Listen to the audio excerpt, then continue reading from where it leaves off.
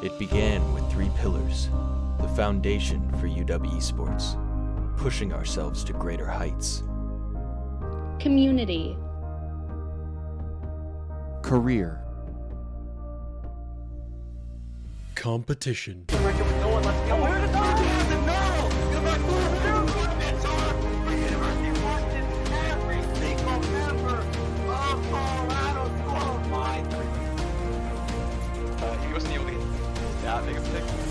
Oh yeah. Reminds me of Toronto Defiant Yakpung. Reminiscent of that, of just juggling everyone into the corner there. Maybe that'll be the game changer here for UW. Maybe. Oh my goodness! What an angle by Wizard! Wow. What a shot. Hello! Tonight is our UW Esports Game of the Week, featuring the 5th match from Pack U CLoL. 2 weeks ago, we got to see the Huskies go head-to-head against Colorado Boulder and scored a forfeit against Stanford last week, leaving us undefeated in this bracket. And today, we will see the UW Esports team compete against the University of Utah. Our esports programs seek to build and foster community, open doors to the vast career opportunities in the field of gaming, and promote the virtues of healthy competition. Through esports, we are able to communicate with one another, forming and developing digital communities. We hope you enjoy being a part of our community, and we invite you to get more involved. Follow us here or on our UW Esports Discord server, as well as our social channels at UW Esports. Now to introduce ourselves, I'm Ava. I'm currently a junior at the University of Washington, and I'll be one of your casters tonight. I'm Aaron. I'm a 4th year at the University of Washington, but you can call me Kestra tonight because I'll be your other caster for the evening. And now, Ava, as we were talking about earlier, I think that anybody who hasn't been following the UW Esports League of Legends scene has been missing out because these Huskies have been carving through the conference, and I'd like you to invite our audience to enjoy a few reasons why. I totally agree with that. It's just been, they've been a blast to watch. They've really dominated every game they've played so far. A couple of weeks ago when we streamed, we had Zed Jungle, which was just a blast to watch because it wasn't expected, and he just was able to go into every lane and just totally annihilate the other side, which unfortunate for them, but it happens. And I think they are really just able to play and be confident currently. They've had no issues so far as I've seen from them, and I'm just really excited to see what they bring tonight. Yeah, they've really got so much under their sleeves, right? So many different picks that they can bring out, but it's showing up in the statistical footprint as well, isn't it? The dominance of this league and this conference. Oh yeah, for sure. When we were talking about bans during those last games, the CU Boulder was trying to ban picks that they thought would be good for our team, and we were just banning whatever, and still we were just able to kind of flex into every spot. There wasn't much they could do at that point, so I don't know how this week the new team's gonna fare against them. Yeah, it's so much to see every week, something new that they've got to bring out, but always the same level of dominance, confidence, and aggression that we're seeing every single game. They're really clean, these games that we're seeing. There are levels to this competitive League of Legends stuff, and they have really been showing it with how much higher they stand than their opponents. I think you mentioned that they have the lowest game times, highest KDs all across the board. What more could you ask for from them? No, they're doing so much and they're doing it quickly. They aren't taking their time. They're getting these comps where they can really dominate in the early and mid game, so they don't even need to get to the late game. So it's working out really well. I think their planning is going into this game really well, and they've just been they've been able to use everything they know to their advantage at this point. And of course, when you got a streak cooked up like this, 4-0 so far in the season, the question that remains is anyone so far going to be able to put a dent into it? It looks like this opponent, the 3rd seed University of Utah, maybe might stand a chance at that, Ava. Is there any input you might have on our opponents? I haven't looked too much into them yet, unfortunately, but I'm definitely excited to see what they can bring, and hopefully they can kind of go up against our team, because I don't want us to lose, but I definitely want more of a fight. I want to see more games. I want to go to game 3, those kinds of things. I want to see more come out of this. Always want to put on a show, and I can't say, at least in my experience of the University of Utah, these are names that I have heard stick around, and especially their jungler has been one name floating around in the CLoL scene. If the stat speed hasn't failed me, their jungler Mika is actually the highest KDA since the 2022 season in the entirety of the CLoL. So definitely at least one player that I want to keep my eyes peeled out for. Seems like they don't shy away from those early oriented carry junglers, the Nidalees, the Elises of the world. So I'm going to be looking out in this upcoming series as to see how that early aggression pans out in snowballing the ball lane, as we've seen so many teams try to lean into doing in this meta.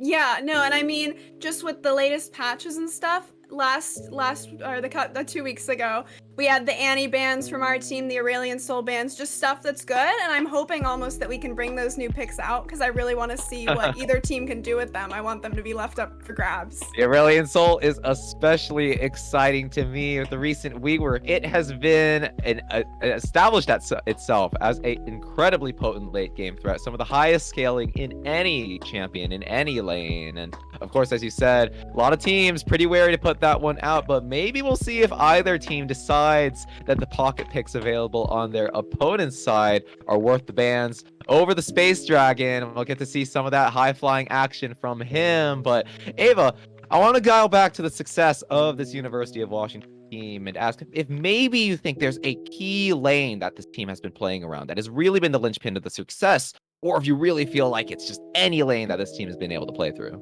Honestly, I think it all goes back to the Sky Falls for me, our jungler. I think he's been able to really juggle the team well and kind of focus on the lanes that need to be focused on. Right. When we played against CU Boulder, he was really able to kind of keep his mid and bot lane in check and help them out and kind of leave top lane to do their own thing. But either way, he was just focusing on, I mean, when playing Nocturne, getting those early ganks in before their Elise could get anything done. So he was able to get in front in both sense. Like, it worked out really well, and I think he's really helping out the team currently. He's got the mechanics. He's always in the right place where he needs to be, and he's got a team that's willing to back him up on his game plan. And like you said, it's been a really effective one in these patches, focusing on that mid lane, on that bot lane, trying to get the advantages where they really matter, leaving that top lane to the side, and then letting the rest of the map snowball because they know that they can hold their own on their mechanics. It seems like it's the formula for this University of Washington team. And the question is going to be, is anyone going to be able to crack the code? Because they seem pretty impenetrable right now. Yeah, no, I definitely think they've been working to their advantages and just feeling really confident with what they can do. So I think it's been going really well for them, and it's gonna continue to go that well. Now, of course, they have been seeing a few more developments with the patches that have come out recently. You mentioned a bit earlier some of these new picks that have come out, the Annie, the Aurelian Soul, but is there anything else that you've seen emerge that maybe we might want to keep our eyes peeled out for? Singed has been really strong lately. I'd be surprised if it came out, but Singed, I mean, in most, like, I think mid, jungle, and top has been really strong as of recent, but I do think that they're probably going to keep it consistent if they can get the picks they want in, like possibly getting that Zed jungle in again, which worked really well, or the Nocturne. I think picking junglers that can help play with their team will really help give them an advantage in this. Yeah, picks they want, the key picks for the Sky Falls for me, and any of those spicy new ones from these new patches. But we're going to be heading into the draft now to see if any of those pan out, as already we see a bit of the curious ones here. The Shen taken away from Nightscale is one of his key picks for sure. But the Kayn also taking that second ban slot, Ava. Yeah, no, not surprising about the Kayn at all. I think most every game that has been played, the Kayn has been banned because it's such a strong pick for the Sky Falls. It's just, I mean, it's something that if you're trying to play smart, you don't want to let get into our hands. And it's something that's been buffed before, and it's going to be even more potent in the hands of a jungler who knows his way around the map, as there's that Annie getting off, but importantly leaving the University of Washington with this blue side first pick. What are you expecting from this one? I'm not sure. Normally they do pick a mid or a bot to try and get that locked in quick enough. And it's been a lot of trading back and forth picks where we'll pick something and normally the enemy team has been picking that same lane to kind of not give up more information than they have to. Right. But it looks like we get the Xayah pick, so locking in that bot lane for our team. Yep, ensuring some safety in case Mika from the Utes does try to target the bot lane and get that early aggression down. With the cleanse and the ultimate, it makes it very difficult to take that particular ADC down. But speaking of slippery ADCs, Looks like it's going to be the Ezreal hover, as you mentioned. Not trying to show too much information early in the draft, but already a head-to-head matchup starting to take shape. Yeah, no, and I mean I really like this matchup because you have a lot of poke in these lanes so far. There's going to be a lot of back and forth where it's not really like a one-sided thing as of Right. now. And of course, support has been one of the most curious lanes to see take shape in this meta, as the Jarvan going to be the jungler already in this draft. One lane that you can't quite get as much potent counterpick value out of, as there's the Zed hover that we're really hoping to see here from the Yeah. Sky Falls for me. And I'm especially curious about this one that is getting locked in because it takes a little bit to get off the ground early. But once it does, I mean, the assassination power, I mean, the slipperiness of this champion, he can really put the game in his own hands. And you've seen it firsthand, Ava. Yeah, no, last week, I mean, I think that game was about 20 minutes long. They were able to just get the Zed to level 6, and then he was just in every lane at all points. There was nothing that the enemy jungler could do at that point because he was everywhere. And It was that really has hard to really been the counter. story of the Skyfalls for me, hasn't it? Putting those shadows in every lane practically. But if there's anything about early aggression that the jungler role can do, it's lock in the Jarvan 4, who we haven't been too used to seeing in this meta, but especially is going to be helpful to try to get on the map early and try to fight against this Zed before he can really come off the ground. Yeah, no, I think Zed has more mobility than Jarvan will, but I think Jarvan's a good safe pick to pick into our team. And I'm surprised that they're picking the mid laner this early, but I'm wondering if they had an idea that UW might have blocked out the Veigar if they did leave it up for grabs. And of course, when we've got picks like the Zed, we do have to keep in mind whether we're going to be able to flex that into the mid lane and find a little bit of an edge against the Veigar matchup that, as you said, has been showed a little bit earlier than we're used to seeing. But of course, that's the power of picks like these. The bot lane going to stay, but the Zed still could be flopping around. So Kestra, what are you thinking on what might be a good counter for the Rakan Xayah in this lane as their support?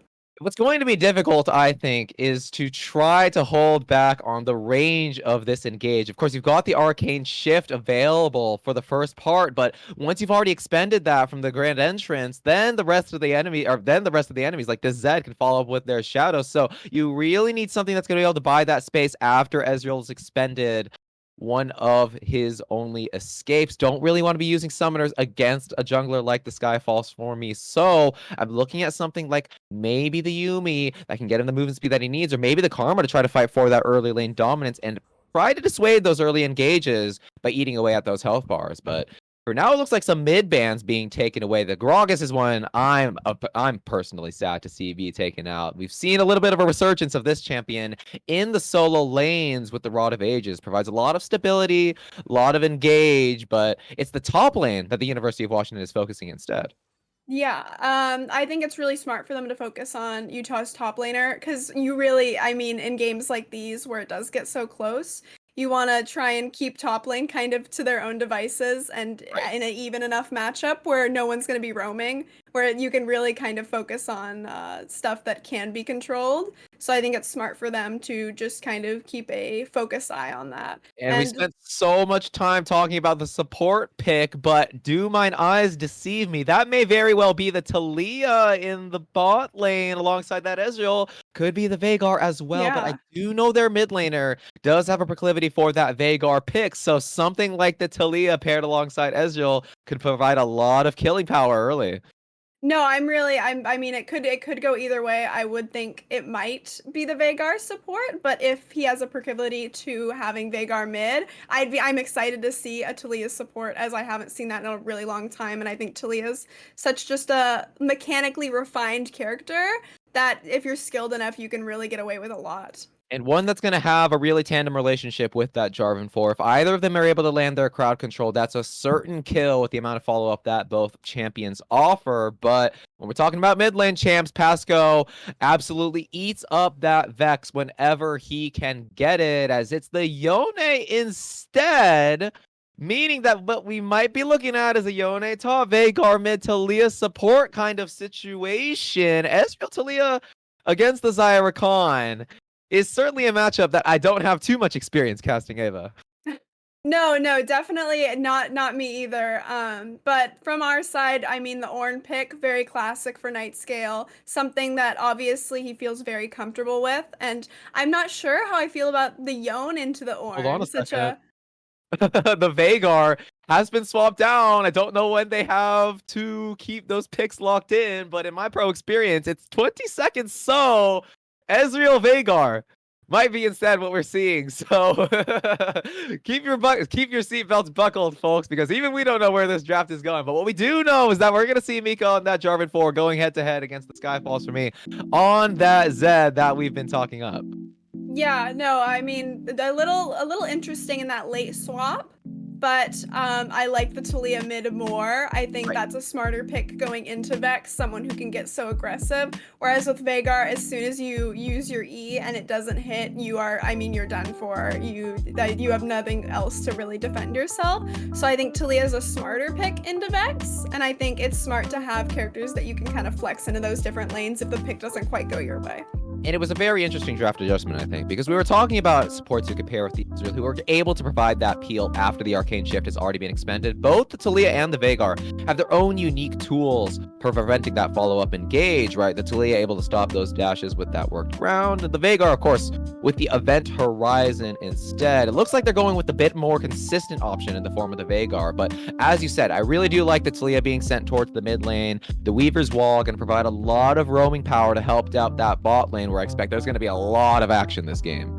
Yeah, I agree. I'm also really interested in the assassin versus the more tanky top lane. Right. I'm wondering if this is going to allow for the Yone to have more kind of freedom in going places with a quicker wave clear than Ornn has, or if the Ornn's going to be able to get the upper hand because of his ability to kind of bait out and prolong the fights. And that's what's so interesting about the Ornn matchups to me, is that although we kind of think of the Ornn as someone who just kind of sits there, waits until that level 13, is biding time until he can get those masterwork items online, if you're really proficient at the Ornn, as I expect a tank player like Knight's Gale to be, you could really carve up your own advantages in the top lane, even against tank killing champions like the Yone, who have got a lot of consistent damage to try to take you down. So although we're expecting the junglers not to show so much attention to the top lane as maybe the mid and bot, we could definitely be seeing some individual kinds of plays happening up there. Yeah, for sure. And then one more thing I want to look at is I haven't actually seen a Xayah and a Rakan be paired together in quite some time. Very Even though true. Rakan does have those buffs, I think for the most part, normally people want to go for something that has a bit more. I mean, Rakan's just like, I mean, he's an enchanter, but he's definitely one of the harder enchanters and something that you really have to play around well.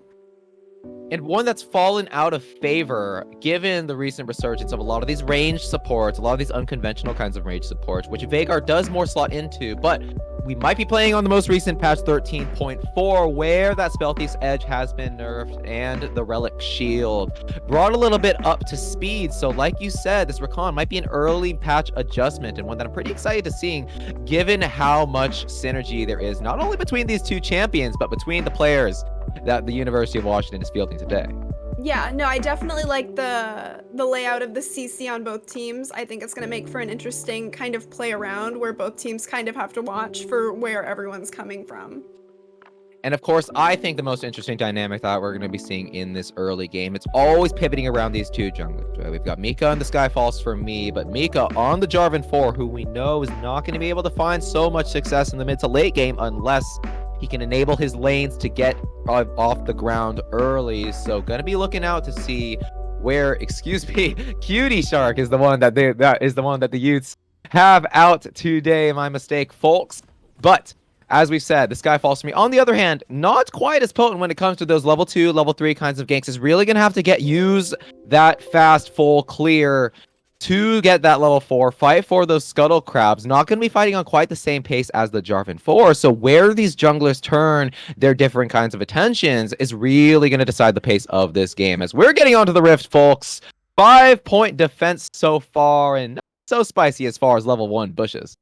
No, I mean, last time it doesn't seem like it's very often that the UW or their opponents go for a a gank into the early jungle, but not surprising. They normally spread out and kind of look for any opportunities that the other team might be taking, but neither team really has a way to steal or go for the buffs, so I'm Right. not surprised that Although, they're what we do playing have to keep in safer. mind is that the Veigar is bringing the Predator into this support lane as an early ward enters onto the Raptors pit. We'll see if that's going to be swept away, but once Messi is able to head back to base, grab those boots, he could really start charging into any lane he pleases, put down the event horizons, and at least force a flash. So that's going to be an exciting development to see whether he decides to turn that roaming attention around and how University of Washington's bot lane plans to capitalize on it, as some early attention being showed towards the bot lane is going to spot out that blue side start. But the Yone getting in the face of the Zed as well. Nothing so far, though. No, I mean it's normally a fairly chill early game, at least for how UW plays it with their team comps. They are really mostly going for the mid game, which leaves an opportunity for their enemies to always go for something that can kind of snowball early. Right. But every time that's happened so far, UW's been kind of able to stomp it out and work around that to not let the lead get too great before it's too late. Now, one of the dynamics that I'm already seeing start to take shape is that Centrial certainly seems to have the push advantage against the Vex, at least at this point in the game. We'll see how that pans out once the items start to enter the inventory of Pasco, but as a knockup enters onto Messi, it's just a couple love taps going here and there. As I was saying, the Talia, with how much more push she's able to provide and how much mobility she's got between her passive and the Weaver's wall, just look at how much free time she's got, having already crashed in that second wave. We're really going to have to pay attention to those side lanes and see who's being really volatile and who's opening themselves up to that mid lane roam. Yeah, I think the lanes are all evenly enough matched to the point where it's just going to see who gets the first gank and who's able to kind of capitalize on what they can do. Because I think for the most part, UW likes to play a chill early game until they can get their jungler in to help them. So I'm wondering if Jarvan will try and go for an earlier gank to kind of work around the Zed.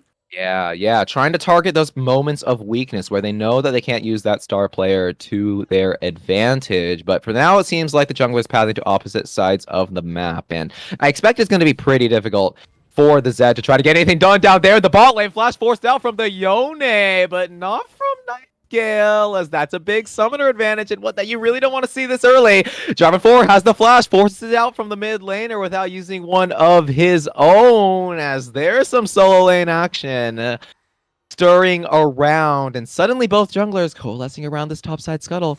Pasco has not backed yet, as they're going to go in onto the Jarvan, get that damage down, although the scuttle goes the way of the red side. That is going to be first blood going towards the mid laner. Pasco with the big 400 gold going his way, and already the University of Washington using that mid-jungle synergy.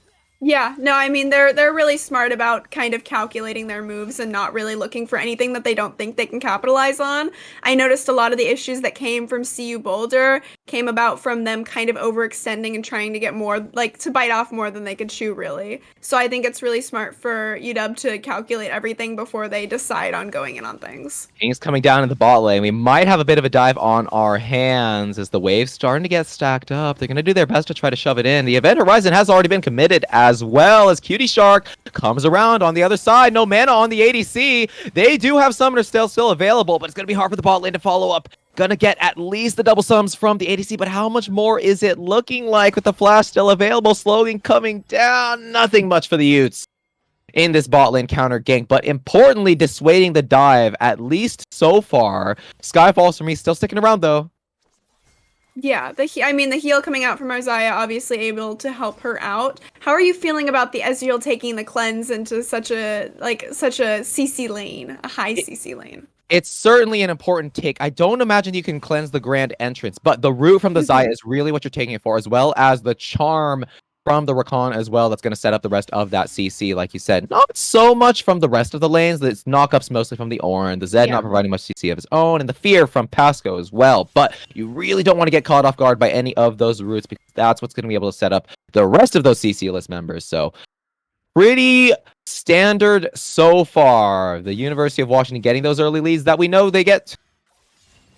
No, and definitely an interesting push that the Ornn has been able to kind of get the lane pushed up so much. But The unstoppable out. Both top laners going down so low, but not shying away from this lane. It's a neutral state so far, but they really want to try to set it in. And both junglers know it. Something's going to go down here, and we're going to see who gets the kill first as Cutie Shark's on the other side. The flash is committed and sent for the kill onto the opposing top laner for the Sky Falls for me. Starting it off early, but now going to have to worm his way out of this one. It's actually a flash forced out from the opponent, with none committed by the blue side. So the University of Washington now got to worm their way out of a road from the Talia out of nowhere, but not enough damage as the Vex fires the ultimate of her own. No mana left onto Centrial. They know he's up there, and they're going to try to find him, but the Veigar comes with the cavalry. Rakan on the other side as well. One kill onto the mid laner. Unstoppable from Nightscale finds one of his own. Is the knock up now onto the Yone as well. Chaos coming in from both sides, but somehow it's the University of Washington with a 4-0 start to end this skirmish. oh my goodness, so much happened just then, like just out of nowhere. It snowballed into something much bigger. I think the Talia ult coming in was really smart, but how about that Ornn ult onto the Yone with the rest of the team still there to follow up? Messi can do nothing but watch as his top laner goes down as the Zed is still lurching forward. Oh my goodness, the University of Washington, what started as a simple counter gank has ballooned into a 2,000 gold lead, Ava. Yeah, no, I mean, really, really well planned by the University of Washington. And like I was saying earlier, it all goes back to the fact that they really do calculate everything they go for. They never really do anything kind of willy-nilly. They commit or they don't commit. I think the ult going up top from Utah was really smart from Talia. But unfortunately for her, the Zed reaction with the kind of shadow away, he was able to just get out, barely getting out of there. And that's one of those plays that's so beautiful because it went exactly how they drew it up. I mean, they knew the Talia was 6. They called it early. That's why they brought up the Rakan as well to follow up on the support room. It was like that meme where there's the gun pointed behind one guy's head, but a gun pointed behind his head as well. And it's the University of Washington who finished it out with a clean course of events, and now all of a sudden off to that roaring start that we knew they'd get, as there's the sell back in as the Utes start to answer. Exhaust goes down onto the Rakan with the ultimate connecting as well. They need a little bit more damage, but they're not going to find it, but they are going to get on the board. Yeah, I think definitely a really smart play for Utah to start grouping more together and working together to try and get kills, because at this point you're just trying to make up all the gold you just lost from that really prolonged fight that happened up top. I think they really need to work on kind of keeping calculated and keeping up with UW to continue their rise back up. Second search shot is going to be there. Central is walking straight into the arms of the Zed. Is going to buy at least a little bit of time, but the Herald going to go down all the same. The University of Washington always finding something on the other side of the map, even when they do fall victim. So it's going to be the Dragon traded away, and the University of Utah seeming like they might have to reassess some game plans here, Ava. Yeah, no, I mean, I definitely think from that prolonged top fight, they have to realize that they can't kind of go all willy-nilly, and they really need to plan everything out as a team instead of just kind of more just reacting and going from there. They're really going to need to kind of watch and keep an eye on where everyone else is, because I think they just got caught off guard with the Vex following the Talia with the Rakan. So looking forward, seeing where this action is going to go. There's two things I try to pay attention to. No flash on one of these laners. Centrial still lacking hits from that top play. Of course, Mezzi is as well, but going to be a little bit of a less valuable kill if they go down to the bot lane. But also, thinking about where Zed is going to want to send this Drift Herald to get the maximum value out of it. We know teams love to play around this bot lane, but it still remains at 5 plates at this stage. So the question to me right now is whether this Ornn is going to go down, as Cutie Shark is there for the follow-up, gets the knock-up down, although the Unstoppable is there. It's a clean enough kill for a shutdown onto the Yone, but now that means that University of Washington going to have to try to pull the trigger down here as Zed waiting in the wings. Dive is going to go down with a little bit of a wave still there. Ultimate goes through on Demezi. That is going to be the kill over the ADC, but can they flash to find this last auto? It's not enough. No, the Ezreal has to watch in horror as 2 members walk away from a beautifully played dive by the University of Washington. No, really well planned out. I mean, the Zed got the flash, and just as that happened, the heal was able to be used to give him that speed and that extra health to hopefully not die from the tower shot. really well planned out from UW, and the top lane kill against Ornn from Cutie Shark and Sechi. Well done. I mean, they're definitely kind of learning from that first mistake of letting UW have time to think things out. And I love the urgency that we're seeing from the University of Washington. As soon as that Ornn goes down, they don't hesitate at all. They realize that even if they have only 3 caster minions, they've still got a numbers advantage, and they've got the hands, as they show, perfectly mechanically played to walk away with all 3 members still standing. So University of Washington not letting go of this lead anytime soon, but importantly, the Herald did not get used at that point. So we might be looking at even more bot lane action potentially.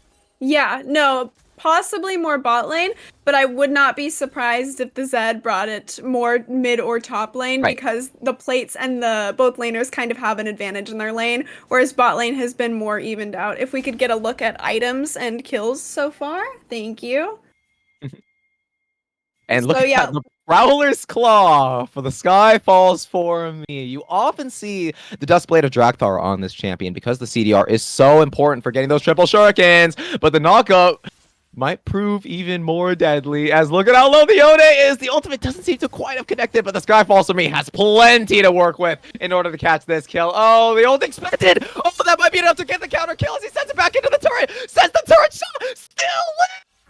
The red buff keeps him standing as the Sky Falls for me is an Iron Man for the University of Washington. Yep, and the Rift goes top, because I mean that Ornn has just been able to push into Setigi so much. It's just really smart to kind of follow up on that while letting bot kind of continue to chill out. Oh, and I mean, the University of Washington is going to give up their recon here in a second, as he's going to try to get out with the quickness, and the bot lane doesn't quite have enough damage to finish it off. But UW, such a great showcase of why both macro and macro and micro matter. Of course, these strategies are what's drawing everything up, like this kill onto the Xayah that they're really hoping to find the use as the mid laner goes low. The Veigar goes even lower. It's an execute at least, as the Utes find their way onto this board. But this is the difference maker right here, is that the University of Washington, such great mechanics all across the board, that when these really risky dives get played out, they are always walking away with that last sliver of health. They find that one auto that need, that one movement input that they need to make the difference. And that's why they've been able to create such a massive lead in this early game already. Yeah, no, and I mean, this has been consistent in every game. It really does seem like they're able to calculate just every single aspect of each fight out for the most part. I mean, obviously, here and there, they get caught out, whatnot, but in these bigger team fights, they seem to be doing so well. A little bit of an early dash from the Ornn, but it's not going to be too much skin off the Sky Falls for me's nose, as he brings himself to 3-0-3-0 in this game. As University of Utah, though they're giving up that top lane, are still continuing to try to fight for this deep vision in the bot side. Seems like they're putting their cards in the Ezreal and Talia baskets. Yeah, I agree. I think definitely smart for that to come from them, considering after they lost that top tower, they went on the 4 dive on the Xayah, and luckily only got away with her dying and an execute coming off of that. So Speaking not more of gold. dives, 2v2 instead in the mid lane. Cutie Shark gets blown up before he gets a chance to fall back, but a key shut down onto the opposing jungler. Both fighters going low now in the mid lane. Essential still able to kite it out. Yones joined the battle, does miss the ultimate, but they don't have much left to do other than find the kill onto the support. Shutdowns going onto the mid laner. The support still walking away somehow. The University of Washington just cannot be punished. But they are going to give away those 2 key shutdowns. Now going to try to chase down this Ornn instead, as this might be a bit too much to chew. Knockups there. Moncler here as the heals, the stopwatch. There's no much more that the Yone can do. He's clapped down by the Ornn. And No, the University of Washington finds something on the back end. Oh, and Xayah goes down bot lane. It would be An one unfortunate dive. Tower dive, yeah. Talia gets out, luckily, from that fight without following the Yone in, because unfortunately she could not help her teammate at all with that, because she just got out with 1 sliver of health after taking a tower shot. But again, lots of action going on in this game. Is going to be dissuaded instead by the Jarvan 4, but not for much longer, as the Infernal Dragon going to be a key pickup for both teams, and one they expect they're both going to be trying to fight over. But as we see some cracks starting to form in the armor, as the jungler and the mid laner did give over some shutdowns. I didn't quite catch who had picked them up, but a shutdown's a shutdown all the same, and it's going to be even more important to inch towards a steal on the Infernal Dragon as a 1v4 play for the Sky Falls for me. Crashes on onto the ADC. Somehow, in the thick of it, he finds both the Dragon, both the ADC, trades his own life away, but at what cost? Oh, the Utes have just been robbed in daylight, Ava.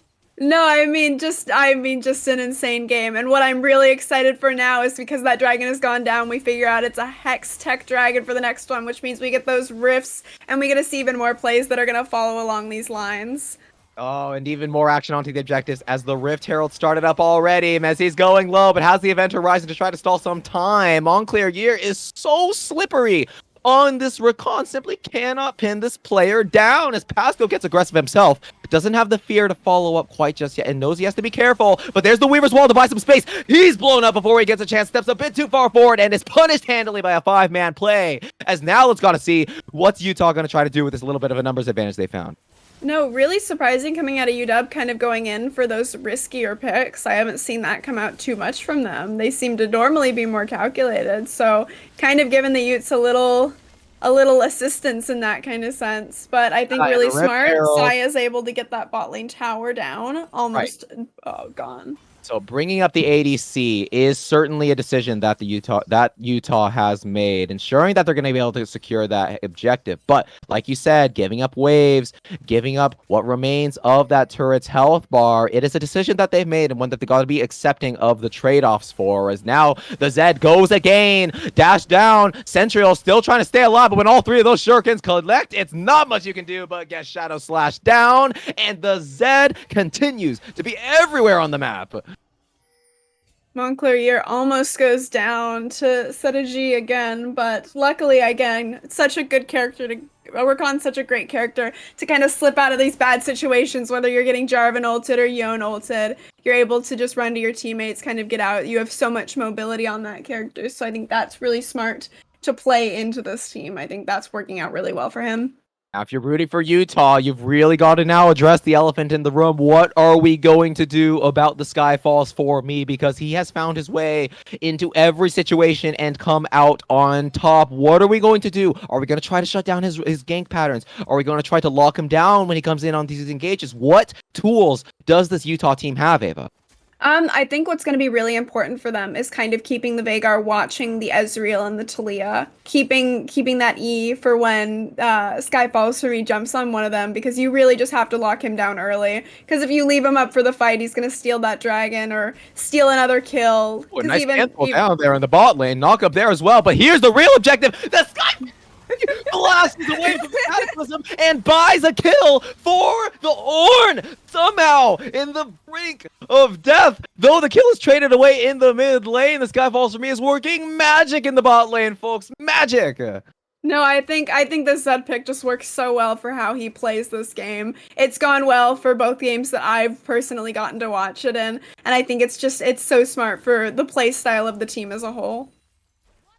It's so key to this University of Washington playstyle, as you said, because they're drawing so much attention with it. They're dragging the Jarvan down there into the bot lane, where what could have been turned around as a numbers play in the mid lane, and still not walking away with a kill. And like you said, although you can do your best to have that Veigar shadowing, and it's only so much you can do with how much mobility that the Zed has available. So many blinks, invulnerabilities, dashes, the Prowler's Claw to boot.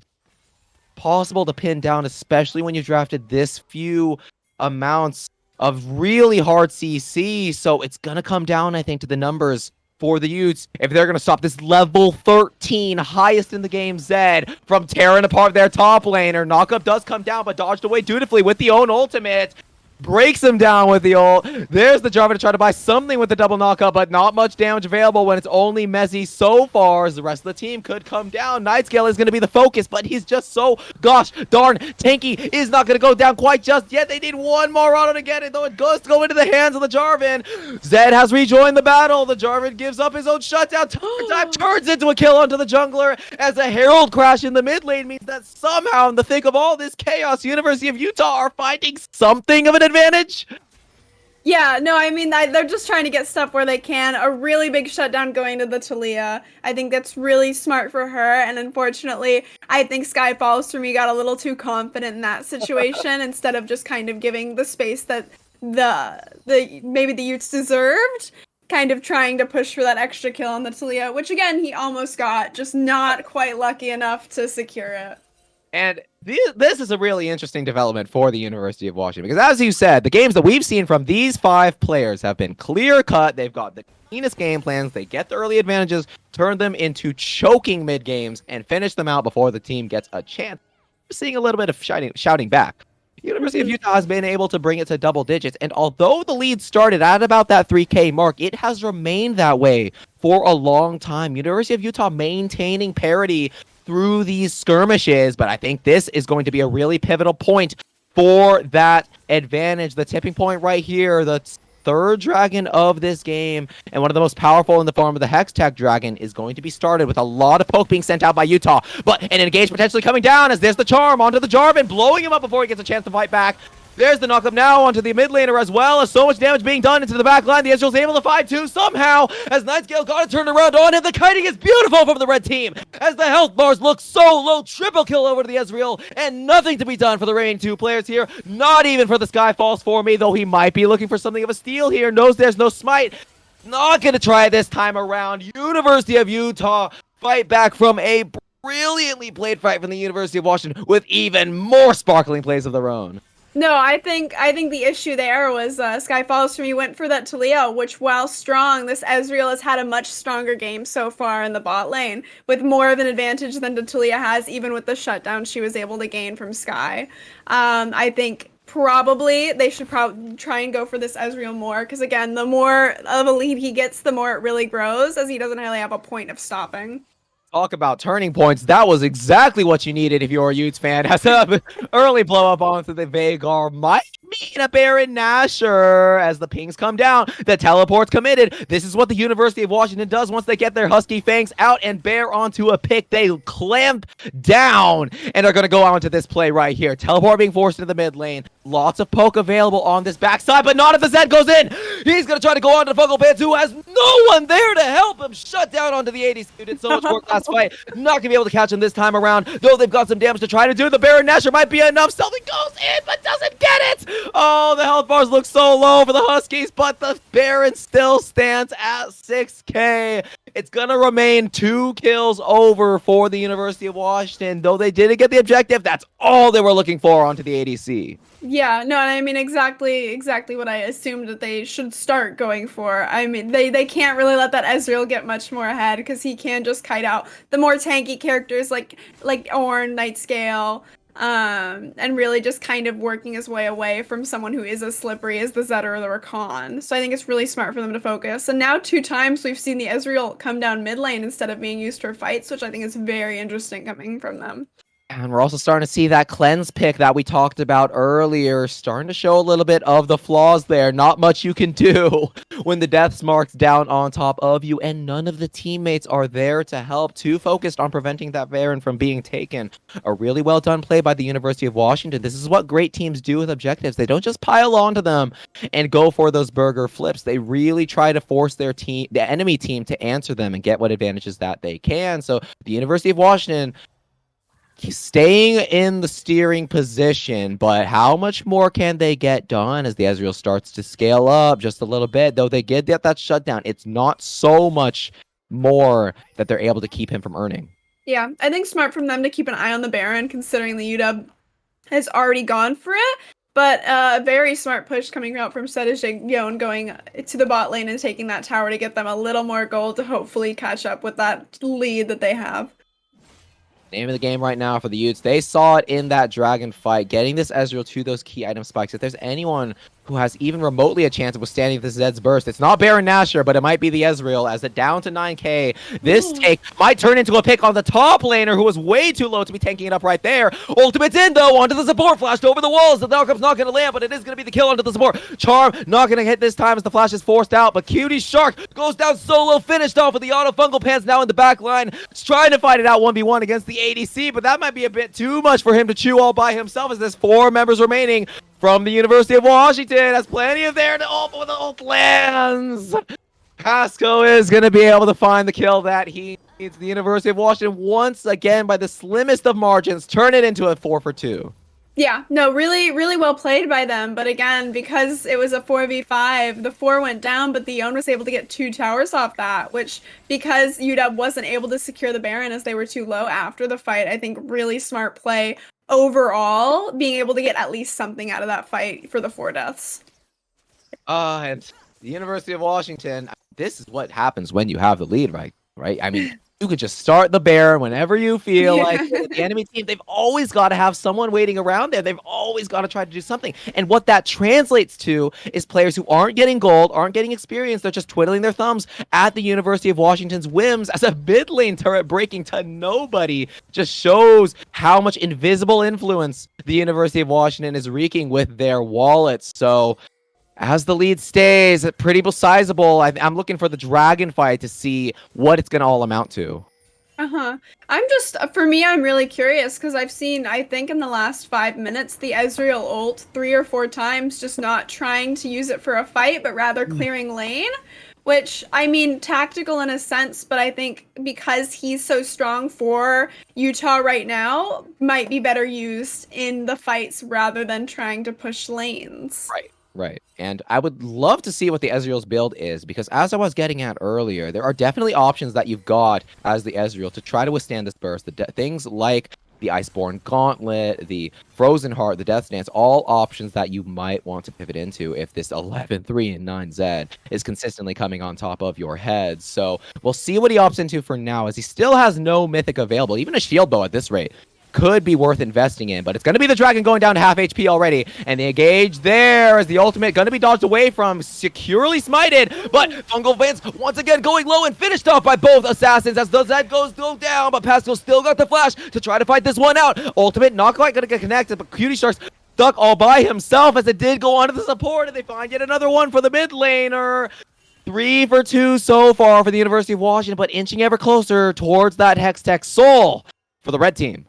No, I think really smart plays coming out from Utah, because again, they are 12 kills behind, but they aren't really, it's not really showing overall in gold leads. I think just because Zed's been able to have such a dominant force where they might not be worth as much gold anymore, and they're just getting objectives evenly enough with UW that they've been able to kind of keep and hold their own in this, even with such a vast kill difference. Yeah, and though they're going to look at this Ornn, it's going to be a pretty tough customer to crack down. Not only the Ezreal ult comes down, though, suddenly a bit of a 5v4 situation that they might be looking to turn into a Baron Nashor. I see the members taking the portal. Let's do it, Utah. Let's try to make the University of Washington answer us this time, but level 16 Zed could be a real tough one to try to get a word out of, as the Yomu's Ghostblade popped already, and look how scary he looks just from the brush. Not starting the objective quite just yet, which is so scary because the teleport is available. 20 seconds burning down for the death timer, but they brought it down to half HP so far. Really gonna need Messi to come alive here. Stay alive. Use that Everfrost. Not gonna get the Horizon focus down before he dies, but they are gonna grab the Baron Nashor. Ulti's down onto the junglers. They blew up the Zed before he gets a chance to fight back. There you go. Let's start it off this way as Ame now joining the battle. Pasco is going to get the ult down, but doesn't get the reset quite just yet. University of Utah do walk away with a little bit of 3 health bars as they're looking for a little more. Find the support. Pascal's trying to answer back. Does get the kill down. Cutie Shark with the Gorge Ring deciding he's alive. It's a little bit of an early ultimate from Nightscale. Might ultimately turn into a kill, but not if the flag and drag finds his way back into the base. University of Utah find the objective, find 2 members still with the Baron Nashor, as University of Washington starting to let it slip away. Yeah, no, I mean, just about even in gold now, same amount of towers, but Utah is just able to get all these objectives really without issue. The only dragon that UW has been able to get so far is the one that was stolen right out from under Utah, which they haven't been able to replicate yet. So I'm really interested to see if they start focusing these objectives more, knowing now that they're on Soul Point and that the other team has Baron. So they are not looking great, or as great as they were. The gold lead starting to dwindle. It never got much greater than 3,000, but what does that tell you when it's now inching ever closer to parity? University of Utah turned it into 3 great objectives in a row. As you said, the control has been so great for how far behind they are in terms of gold and experience. And this is the University of Washington's team composition, I think, starting to show some of its flaws. very binary in how it's able to play, right? You've got the Zed and the Vex going into the backline, blowing up at least one member. But then what? Although there's a lot of mechanical outplay potential on these two champions, with the mobility that they're able to provide, the rest of the team just kind of sitting ducks as the Ezreal still wreaking havoc if he doesn't go down. Even Cutie Shark starting to get some damage done with that Black Cleaver. And of course, can't ignore the Yone, who's now inching ever closer to that deadly third item. So the scaling threat really seems like it's in Utah's hands, especially with the Baron Nashor. No, I think the Zed play is smart early game, but they're starting to see those issues with. There's a 4-man Cataclysm to start things off. Broken up though as the Yone's blown up. Now Charm onto the ADC. Ultimate's caught on to him. That's a very fed Vex going into the back line and going legendary. As the engage is disastrous for University of Utah. Flashed away from the knockup, but at what cost? Though the objective is still a ways away, the University of Washington have so much time to play with after a really antsy play by the Utes. No, and I don't know if that was super worth it for UW, because even though they got the 3 kills, everyone's going to be up. They still have about a minute on the Dragon, so there's still going to be a Dragon fight that's able to happen. They aren't going to be able to secure that objective even with all that utility having to go into that fight. Kills to try to turn things around, get things a little bit back in their favor, but the death timer's really working in the favor of the Utes. It's, as you said, really not that great of a position for UW as much as they were able to turn it around. If the Utes win out on that fight, they get a massive Baron push, but if they don't, that's fine. They didn't have that many Baron buffs anyway. We're going to reset, head back in on the fight that really matters, which is this Hex Tech Soul. So well drawn up. Cutie Shark finds the engage. It doesn't work out, but right back on the map we go.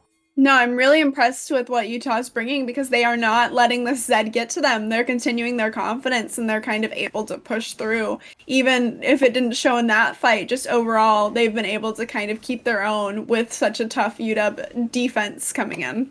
What it does show is that the engage is so hard to resist that the Prowler's Claw's there. The ultimate blows up the Yone with a 50-second death timer, and the Dragon spawn on the board, forcing the engage here. Knockup's not going to land, and the dash duck is there. Pasco goes low, does take out the jungler. That's a key smite spell being brought down, but the ultimate's still available, and the team kiting it out so well. The University of Washington is looking low, but the Zed is beating down on that Dragon the entire time, and with no smites, no top laner, going to be really hard to try to contest this one, but Utah seems like they're trying to contest it all the same. They go in, get caught with the fear, lose the mid laner. Ezreal's fighting it out 1v1 against the mid laners. He's forced to flash now, but the rest of the team's still there to flash after him, and the stopwatch spell certain death. Bezzy goes down himself. That's the ace for the UW. As a dagger late in the game is going to turn things around massively. Really well played by them. Really smart pick coming from Skyfalls for me on strategy so early. I mean, I think that really helped them, that 4v5, having everyone there. Even though he had to use the ult early, it was well done, and the rest of the team didn't really have to use much until that main fight. Such a pivotal moment, and we talked about the binary gameplay of the University of Washington composition. Seems like they're really just trying to all in on these engages, but like you said, spotting out those key moments where the enemy team's still trying to work out their battle lines, they're still drawing up the angles, no one there to help the Yone, means that Zed, with all that mobility, the Yomu's Ghostblade, the Vex, who we know is able to follow up from so far away, instantly able to create a numbers advantage and instantly turn it into something even bigger with that other engage, as once again the 1v1 going to happen down here, but not quite as one-sided as before. The Sky Falls for me still able to turn it into an easy kill. But University of Utah really looking like the window's closing for them. No, much closer than I would expect from that, considering the big difference in items coming from both sides. I mean, same amount of CS, but the kills, 15 kill difference, 8 assists. That I'm surprised it was that much closer with that 1v1. I think really well played by Sedeji, even if he went down. Yone, 2-11 in this game, is getting a lot of CS in the side lanes, but still not quite at that third item that he really wants to have for this Baron fight with a teleport available. 15 seconds is his spawn timer, and the University of Washington not going to give him as much of a chance, as there's a big true shot barrage to get a little damage down, but really being burned down here. It's going to be on the Cutie Shark to try to steal this one away. Not a lot of zoning being done as it's secured by the Zed. Trying to blow up the opponent, though. Guardian Angel is there to keep the Jarvan alive for a little bit longer, but how much more can the red team do as Cutie Shark's gonna go instead in on a knock-up? Doesn't get much more done, but buys a little bit of time for the team to try to find an engage of their own. The Orin ultimate not gonna connect this time as the Rakan's blocked up, caught by the stun. Central's in stopwatch as the ultimate's there for the Yone. He's finally joined the battle, but the mid laner is blown up. Bungle Pants is next. Is gonna need one more auto to finish him down as Montclair Year watches him fall. There's the last for the ace for the University of Washington. The pings are coming down. The super minion wave is there, and the ADC still stands. University of Washington turn it into the Nexus blow up. No, and Xayah, once she hits late game with her W, really just able to melt towers. So I think really great to have her there. Because, yeah, just look at, I mean, it just goes before you can really say anything. I think really smart play out. It was a good attempt coming in from Cutie Shark to try and get Sky. And, I mean, he got that 1,000 gold shutdown. But still, not enough coming out from Utah to win that fight. And though the University of Washington not going to go for the end, they do call it off with starting to come up. It certainly seems like that was the last chance Utah had to get in, as all of a sudden, with how much bigger the lead has grown, with how much farther away that Hextech Soul seems, they're really going to need to try to rally and put something together, Ava. Yeah, no, I think it's going to be hard for them to try and bring this back, but I do still think they have an opportunity to if they play it smart and really don't let anyone get caught out. Right. They need to try and look for like this Zed in jungle and trying to get him down. They need to look for those picks rather than looking for these team fights, because I think at this point they are not going to be able to win a team fight unless something goes massively wrong on the side of UW. Can't agree more. I mean, they had the early pick on the Zed to start that fight off, and still, with how fed Pasco has become, with how much that Xayah has scaled, it simply was not enough. The Orin items are there. The flash is committed from the Zed, who is continuing to bully Zedigy on that Yone. Cutie Stark's going to try to find at least something with his own flash, or with his own ultimate, but not going to amount to much. The University of Washington starting to turn their attention, though the Xayah is not there yet. The Vex, with a massive item lead, has the ultimate to try to turn something into an engage, as the red team really far away from their base could be giving up something here, but we know how much this team is able to kite. They're going to be corralled into their base for one last defense.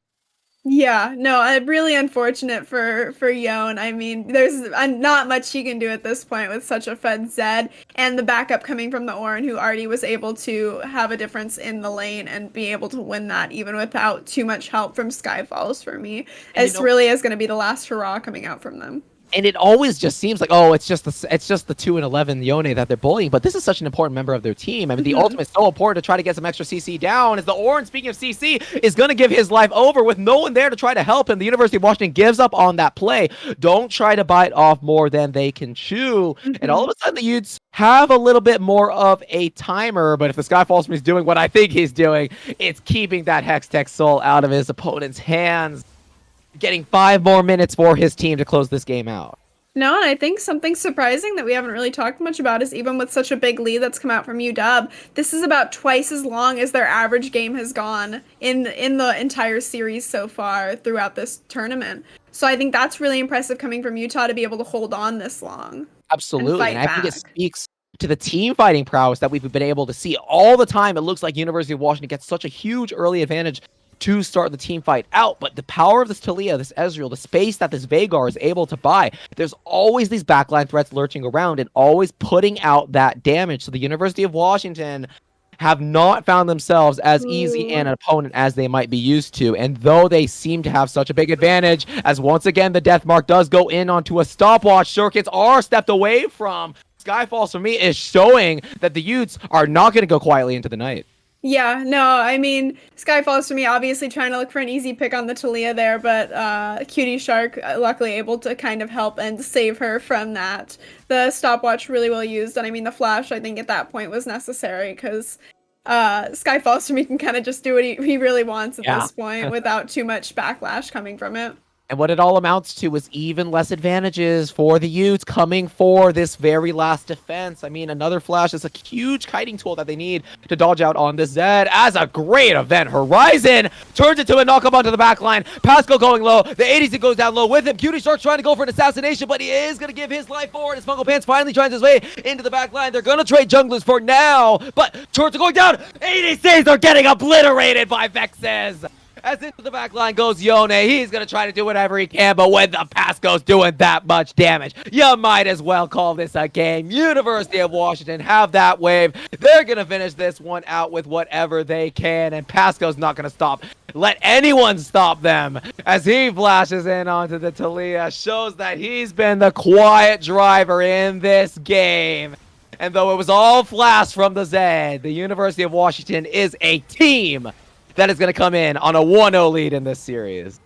Yeah, and I mean, unfortunately, that Yon was able to come in and use that TP, but I really do think, considering the minions were able to get in the inhibitor from that he probably should have just kept pushing and gotten that pressure onto those towers, because I think he may have been able to delay that game a little longer in hopes to give Utah another hope.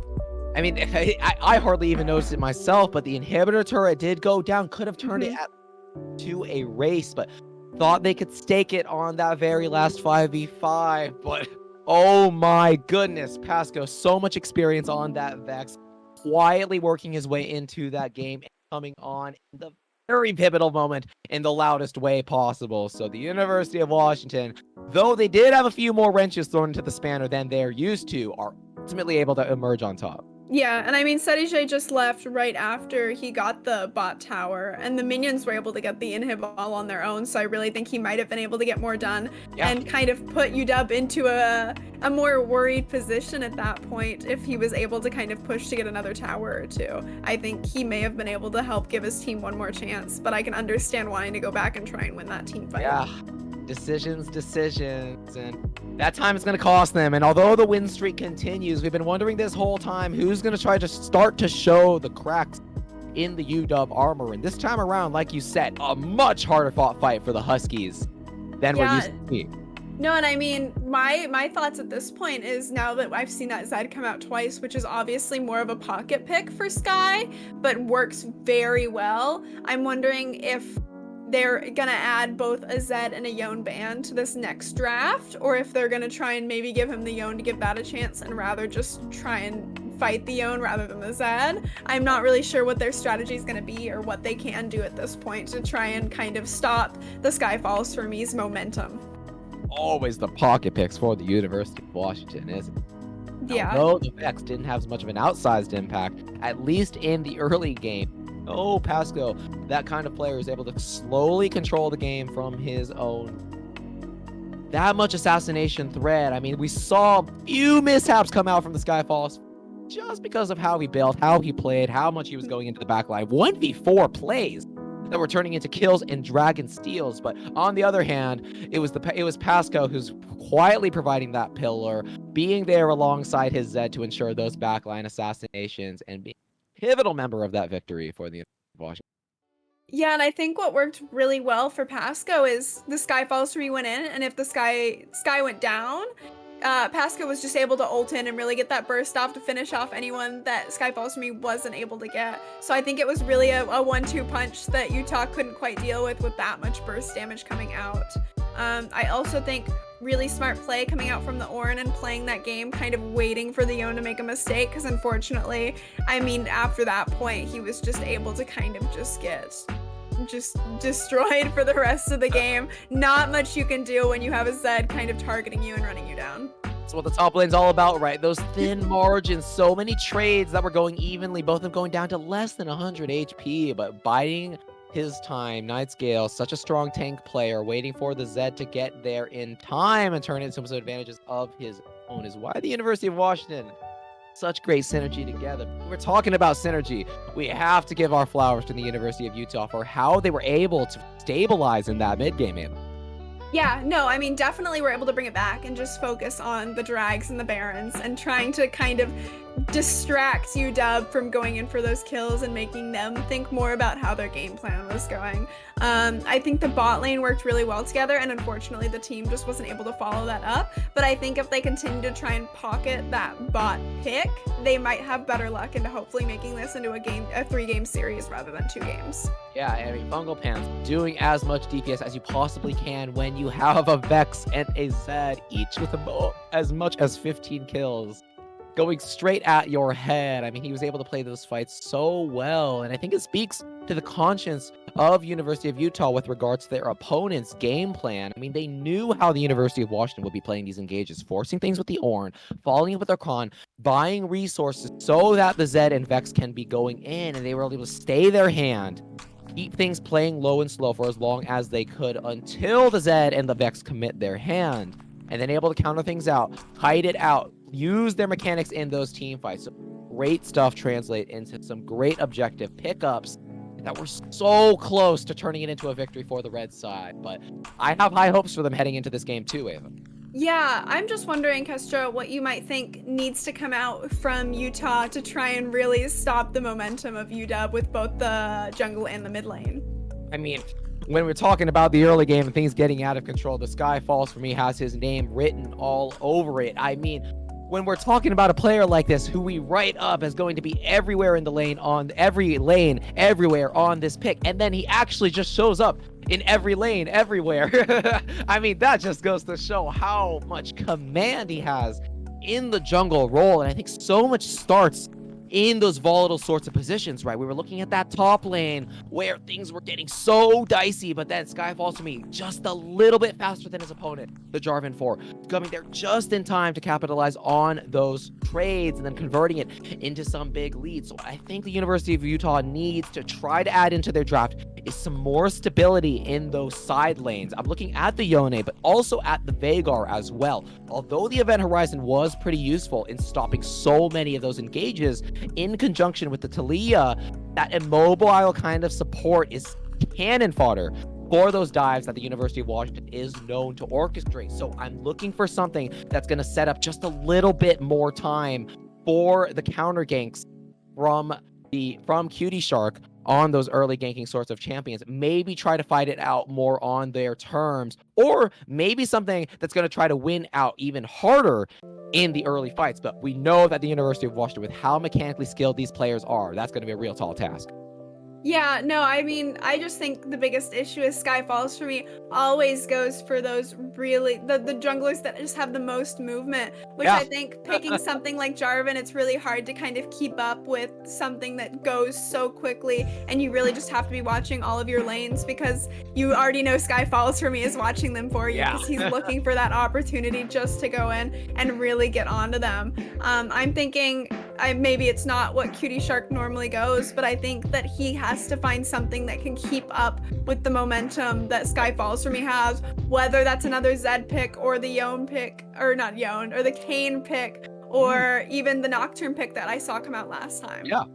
And I think another sort of approach to this really aggressive early style of the University of Washington is to try to pick some lanes that have a lot more priority, right? Try to get some things that are, are going to win out in that level 1 through 5 sort of situation, so that you can force the early vision into the opponent's jungle and spot these plays before the University of Washington is able to draw them up, because so much of it is based on the lane advantages that the University of Washington is able to accrue, based on their superior laning, based on the drafts that they draw up to get these early advantages, get the shoves, set up things like dives. If you can keep your opponent shoved in instead, you can fight for vision, you can prevent the dives from happening, and maybe that's going to give you the breathing room that you need to get the scaling that looked to be working out really well in that last game.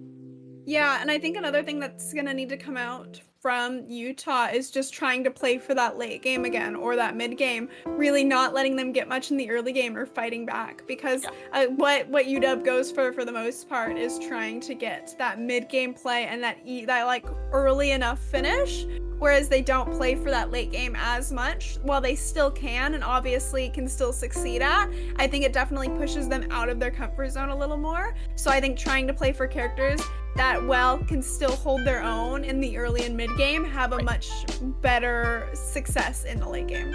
Totally agree, and I think that 5v5 team fight is definitely one of the key win conditions for this University of Utah squad. As we saw in last game's mid game, whether they're down 3,000 gold or not, they're able to fight things out so well. I think if you can, as you said, find a pick that's got that early stability that you can still transition into strong team fighting, that would really be ideal, because as it stands right now, playing for scaling against the University of Washington, absolutely dancing with the devil, because any early advantage that you concede to the Huskies is be ballooned into massive early leads. So key picks to look out for as we start to head into selection here. But Ava, I gotta ask you, are there any other sorts of gaps that you saw in the University of Washington's game plan in that last game?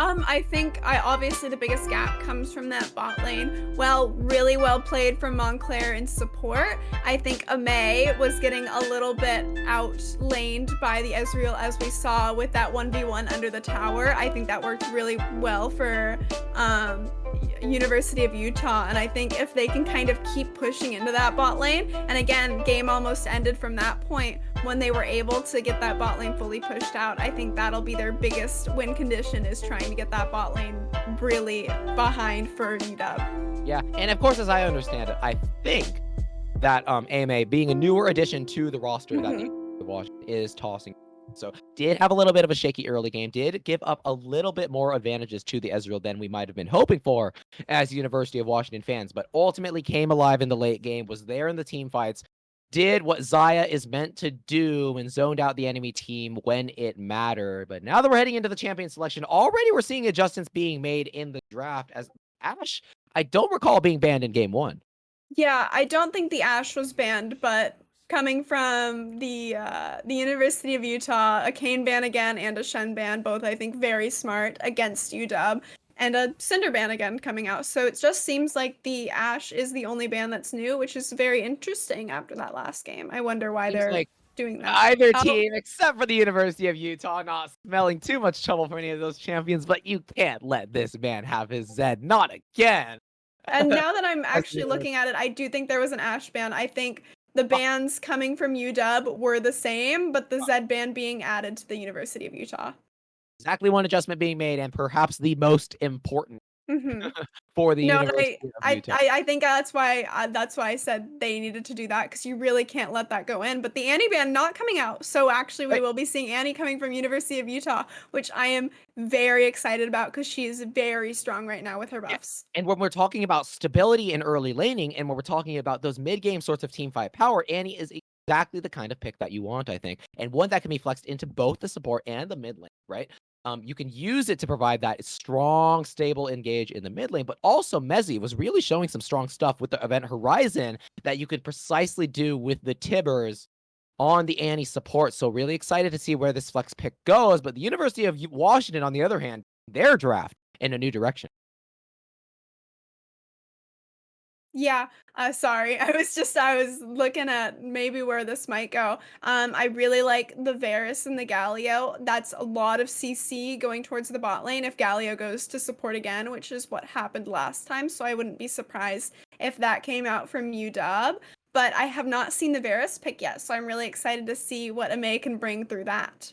And you stick to what works, Fungo Pans. The Ezreal entering his hands again, and what deft hands they were, as he was able to keep himself alive for so long against the double assassin.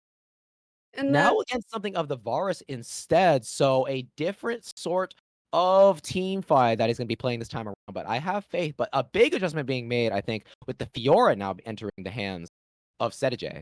yeah.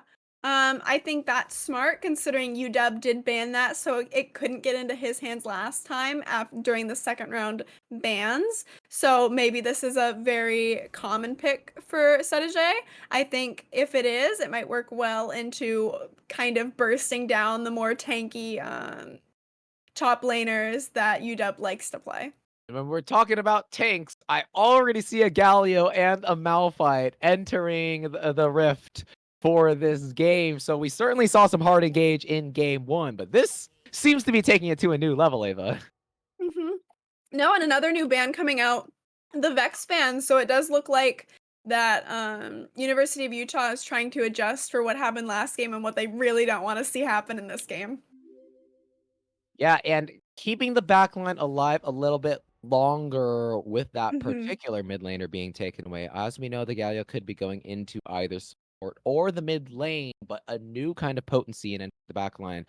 With that Malphite followed up by the hero's entrance, could be really difficult for even the Ezreal to try to resist. But what it opens up is an opportunity for, as you said, Setijay to try to tear through these tanks. If this time around he can stay his way a little bit longer in the top lane, and now Nocturne being taken away from the Sky. Yeah, so the 3 junglers that I have seen from Sky that have worked really well, all being taken out. So not surprising. But again, like last time, I think it's very interesting how UW doesn't really ban anything that they didn't like from last game, rather than they keep their consistent bans, whereas University of Utah, just like CU Boulder, kind of trying to really prevent anything that had already occurred, like Skyfalls for me, really going in on all these mobile characters, trying to Well, get that out of the Philly game. is probably the word to name when it comes to this player, as you can't keep the assassins out of his hands. Perhaps the most mobile champion when it comes to getting around the map is the Talon that is now entering his hands. Not one that I've seen him pilot personally, but certainly fits his play style, as you've said, but a pretty interesting adjustment in terms of the Vi, who has that point and click CC, might keep him from hopping around too much, even with that invisibility. No, I think if the Vi pick is going to the jungle, which more likely than not it is, I think that's really smart against a Talon, as you can more lock him down with all the CC and kind of quick damage that she has that can't really be escaped just by jumping over a wall. Just like the Zed ult or the Vex ult, it follows. So that might be able to really help out the team, as well as the Ahri pick, which I actually really enjoy, giving University of Utah much more mobility than they had last game. Yeah, and look what we see this time around as well. Another key draft adjustment. So much more CC. Follow-up CC. Hard CC for the Skyfalls for me. They got the Anne. We've got the Vi ultimate. We got the Charm as well. So many ways to try to keep this Talon from doing as he pleases in these team fights, as the Talia that we saw Central potent to pretty particular effectiveness in game 1 is now going to be in Pasco's hands, as he wants to try his hand at this matchup against the Ahri. Yeah, no, I like that. I think Talia into Ahri is a pretty good pick. Maybe not the best counter into her, but definitely not a bad pick at all. Again, I think UW's still going for some mobility, even though it might not be as much overall last game. The Malphite ult with the knockups, the Galio ult with the knockups, lots of really big ults that will make for really big team fights coming from UW. Yeah, and I mean, we've talked about what University of Utah wants out of this new draft that they've cooked up for themselves, but we also see a lot of similar dynamic compared to game 1. Down there in the bot lane, right? We've got 2 kinds of stable, longer range ADCs down there, but a counter engaged kind of ADC, kind of support in the form of the Annie, and a much harder engaged champion in the form of the Galio, similar to that Veigar Rakan dynamic that we saw in 1. And another key similar dynamic, I think, is the Vi versus Talon, very much mirroring the Jarvan 4 and the Zed, though the Talon not quite as potent when it comes to early ganks. If he's able to farm, get off the ground, find some key sorts of counter situations, really able to outpace his opponent if he can get the items in his inventory. On the other hand, the Vi might be a little bit better at early fighting, early ganking, but not as much of a carry threat. So, once again, it's going to be on QD Shark to try to find opportunities to set his team up for success, and for the Skyfalls for me to come alive in this game. Yeah, and I think one thing that I'm thinking about now is something like the Varus ult being paired with a Malphite or Galio ult, where they really can't escape, and then possibly getting those extra roots down might work out really well for UW if they can plan it all well, which, based on their gameplay, I think they might be able to do to really try and lock this more mobile team from the University of Utah down a little bit. And if there's one thing I do worry about, though, it's not so much the top lane, the Malphite, a little bit less aggressive compared to the Orange, who's got so much trading power between his brittle stacks. But this time around, Central not on the Talia and is not quite going to be able to follow up on those roams as much as he was in game 1. On the other hand, it's Pasco who's really going to have his way around the map. So it's going to be on Central to secure some position in the lane and get that early priority so that he can have the first move rather than being outstripped by Pasco. Otherwise, the numbers advantages that the University of Washington loves to play with are really going to start to come to fruition. Yeah, and then Kestra, I'm wondering what you think will be really important for University of Utah to do to really kind of lock down UW and keep them, maybe knock their confidence a little bit to hopefully try and get a few more mistakes coming out from UW. They absolutely have to be conscious of the opponent's timings. We saw it last game, although there were some early wards coming out when they were walking into those skirmishes, just some lane skirmishes, you know, a couple early trades, some summoner spells being slung around. It was the Skyfalls for me who was always there. He knows when his team wants to fight, and he knows when to show up. And the question is going to be, when is the University of Utah going to know that this is coming, and are they going to have something prepared for it? Or are they going to let him walk over them again and completely snowball out of control on a champion who can be everywhere just as much as the Zed was? So being conscious of where the jungler is, of what your timings are, of when you actually are stronger than your opponent, that's going to be key for the University of Utah. I think another big thing to kind of consider is neither Vi nor Talon have so much pressure really super early. Talon especially, you have to wait till 6, but even with Vi, once she hits 6, she's not really getting much damage in, so she's gonna have to play more tactfully to hope that she can get her team ahead where they can deal the damage for her. And that's what we've seen in that game 1, right? Though the Zed does have a dash, does have some sort of early burst, it's not really the early game that you're playing for when it Zed. Rather, he's capitalizing on the success of his team. He needs them to put him in a position to get those early kills. As now as we head onto the Rift, we wait for the mic issue to elapse as we are now headed into a game 2. University of Washington stand at the crest of a 5-0 streak, but the University of Utah got a chip on their shoulder to try to put a stop to that streak and bring this one to a game 3. But as we were talking about earlier, University of Washington really about setting up the lanes for the Skyfalls for me to slot himself into. It's not so much the facilitating coming out from the Talon. And on the other hand, Cutie Shark has a little bit more of a proactive opportunity in that sense. He's got a knock-up. Things like the Q Flash can be very hard to resist, especially with the follow-up that his laners have available to him. Charm, the Annie stun, even something like a slow from the riposte. All of these are key ways to set up a kill on the back of Cutie Shark, rather than waiting for the jungler to finish things off. So different sorts of playstyles that we're going to be seeing in these laning phases between these two teams.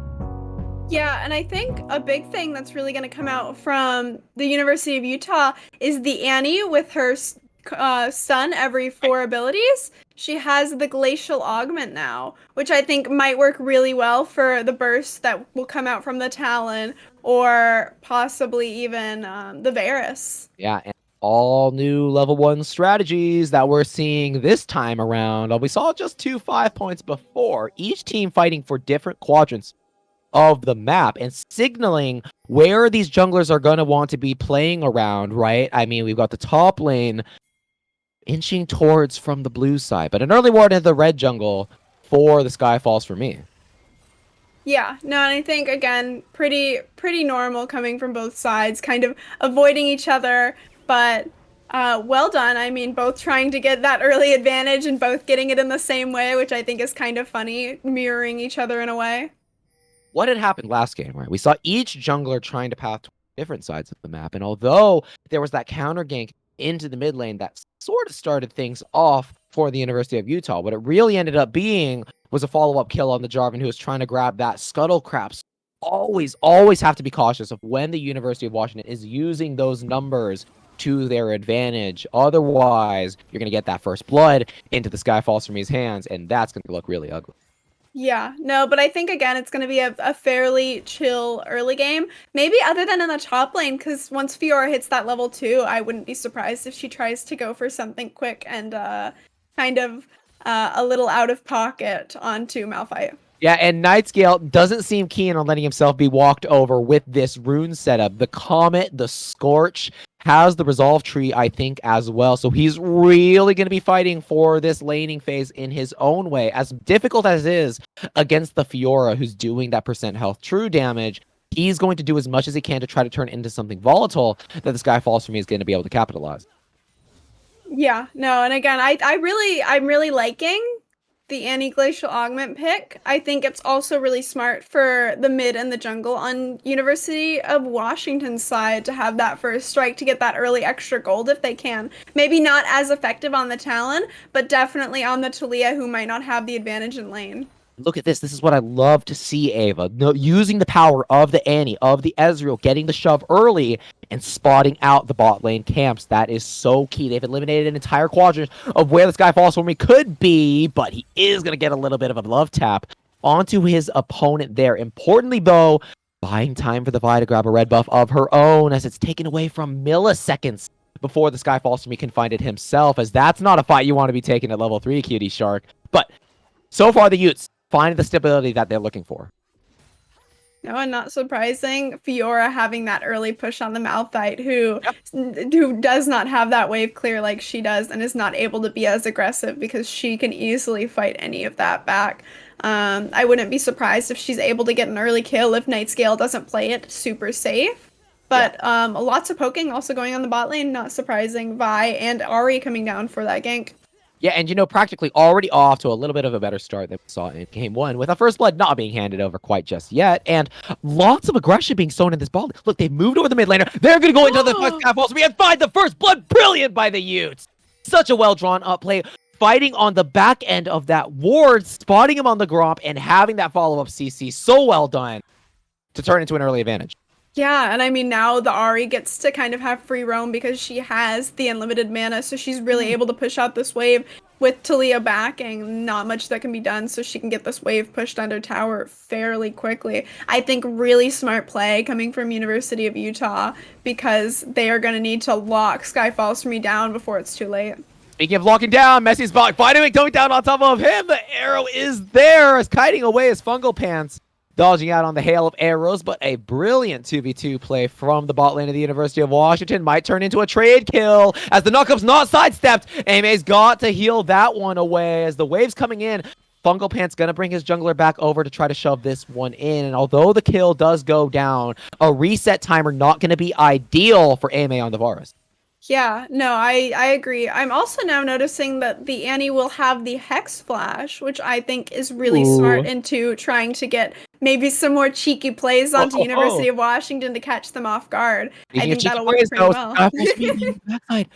Ships passing in the night. He is not spotted by the Vision Plant. Has 2 top lane camps spotted. But with the Fiora being able to be pulled down there, they are going to spot that ward out. Due diligence by the Utes means that the University of Washington not going to have their way this time around. Ooh. And I love seeing how the University of Utah is playing this early game this time. They're the ones big here. They've got the shove. They're sending Annie over here to force Malphite all the way back and use this wave to their advantage. Such great stuff that we're seeing. Yeah, no, I think they're playing much smarter this game, which I'm really happy to see.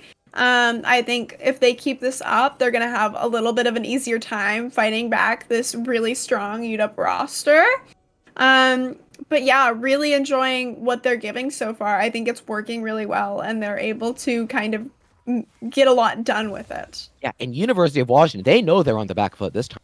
They're reactively moving with the Galio, who misses that time, and the Annie's able to get back on the map earlier just to try to escort Nightscale, get that wave in a little bit more. And it's not even that ideal of a crash, to be honest, for Nightscale, but that's all the advantages you can try to work up against in this Fiora versus Malphite sort of lane, right? But what I'm hoping to see from University of Utah is continuing to wrestle away that deep vision onto the jungle.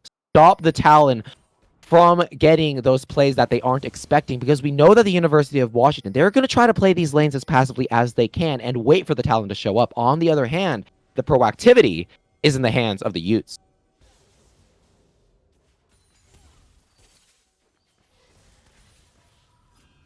Yep, and I mean, not too much going to happen for the most part. I think other than trying to get those cheeky plays in, like I said earlier, I think it's probably going to be more chill. I would be surprised if there was as much action early this game as there was last game, but I don't know. I'm really being surprised at how quickly Utah has been able to push onto their back foot and push right back. All thanks to the adjustments that they're making, right? He saw the Skyfalls from me there. He was waiting for the jump over as Fungal Pants was trying to crash that wave in. But what was happening on the other side? Cutie Shark waiting in the bush. They know that they can't have that instant engage from Galio because he's already expended his flash. They know that they're safe enough to slowly crash that wave in, wait for the Talon to back off, get the deep vision, and now get themselves a dragon for all of their troubles. These are the slow, quiet sorts of things that you have to do in a game of League of Legends in order to win out in against a roster that is undefeated like the University of Washington. So far, it's working so well. No, and I think that's Looking another thing here that for a stun, dashed away from Pasco's not stopped yet. I think that's another thing that a lot of people don't realize with a game like League, if they're not as familiar with it, is most games that get most popular games aren't really like League, so you have a lot of things where you're trying to play for quicker things, whereas in League you have to be way more calculated and really kind of wait out your turn, which I think is what University of Utah has been able to do so far. I think it's really smart for them in that draft, being able to kind of fully ban out what's really strong with Sky Falls for me, even if he does have a lot of pocket picks. I think if you're gonna try and target anyone, it's probably smartest to try and target him as much as you can. Speaking of targeting, we've got an engage onto the Ezreal to try to get out of this bot lane dive, but they're going to go in all the same. The wave is there. Messi's taking up. He's been executed by 2 turret shots as Disaster strikes with a root landing down. Ame needs a level core. Autos trying to finish this one off as Montclair with the ignite is the one to grab it. So much damage being done by that piercing arrow, buffed up by the blinded quiver. Clint coming out early enough as a double kill for the support. Dive goes disastrously for the University of Utah. I mean, luckily they don't get the 3 kills, but the 2 are still pretty good. Messi tanking that tower, I don't know if it was the smartest, because definitely the squishiest, maybe not including the Ezreal, but considering Messi's so behind on levels as of right now, dying so quickly and not really being able to help with their team at all and not securing that kill.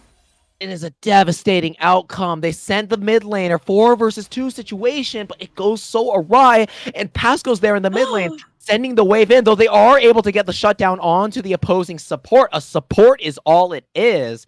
And of course, those 2 kills did go into the arms of the Galio, but that does mean a lot more early goal, getting closer to that Mythic, getting closer to those tier 2 boots. It's nothing to sniff at, even as the University of Utah is able to answer back.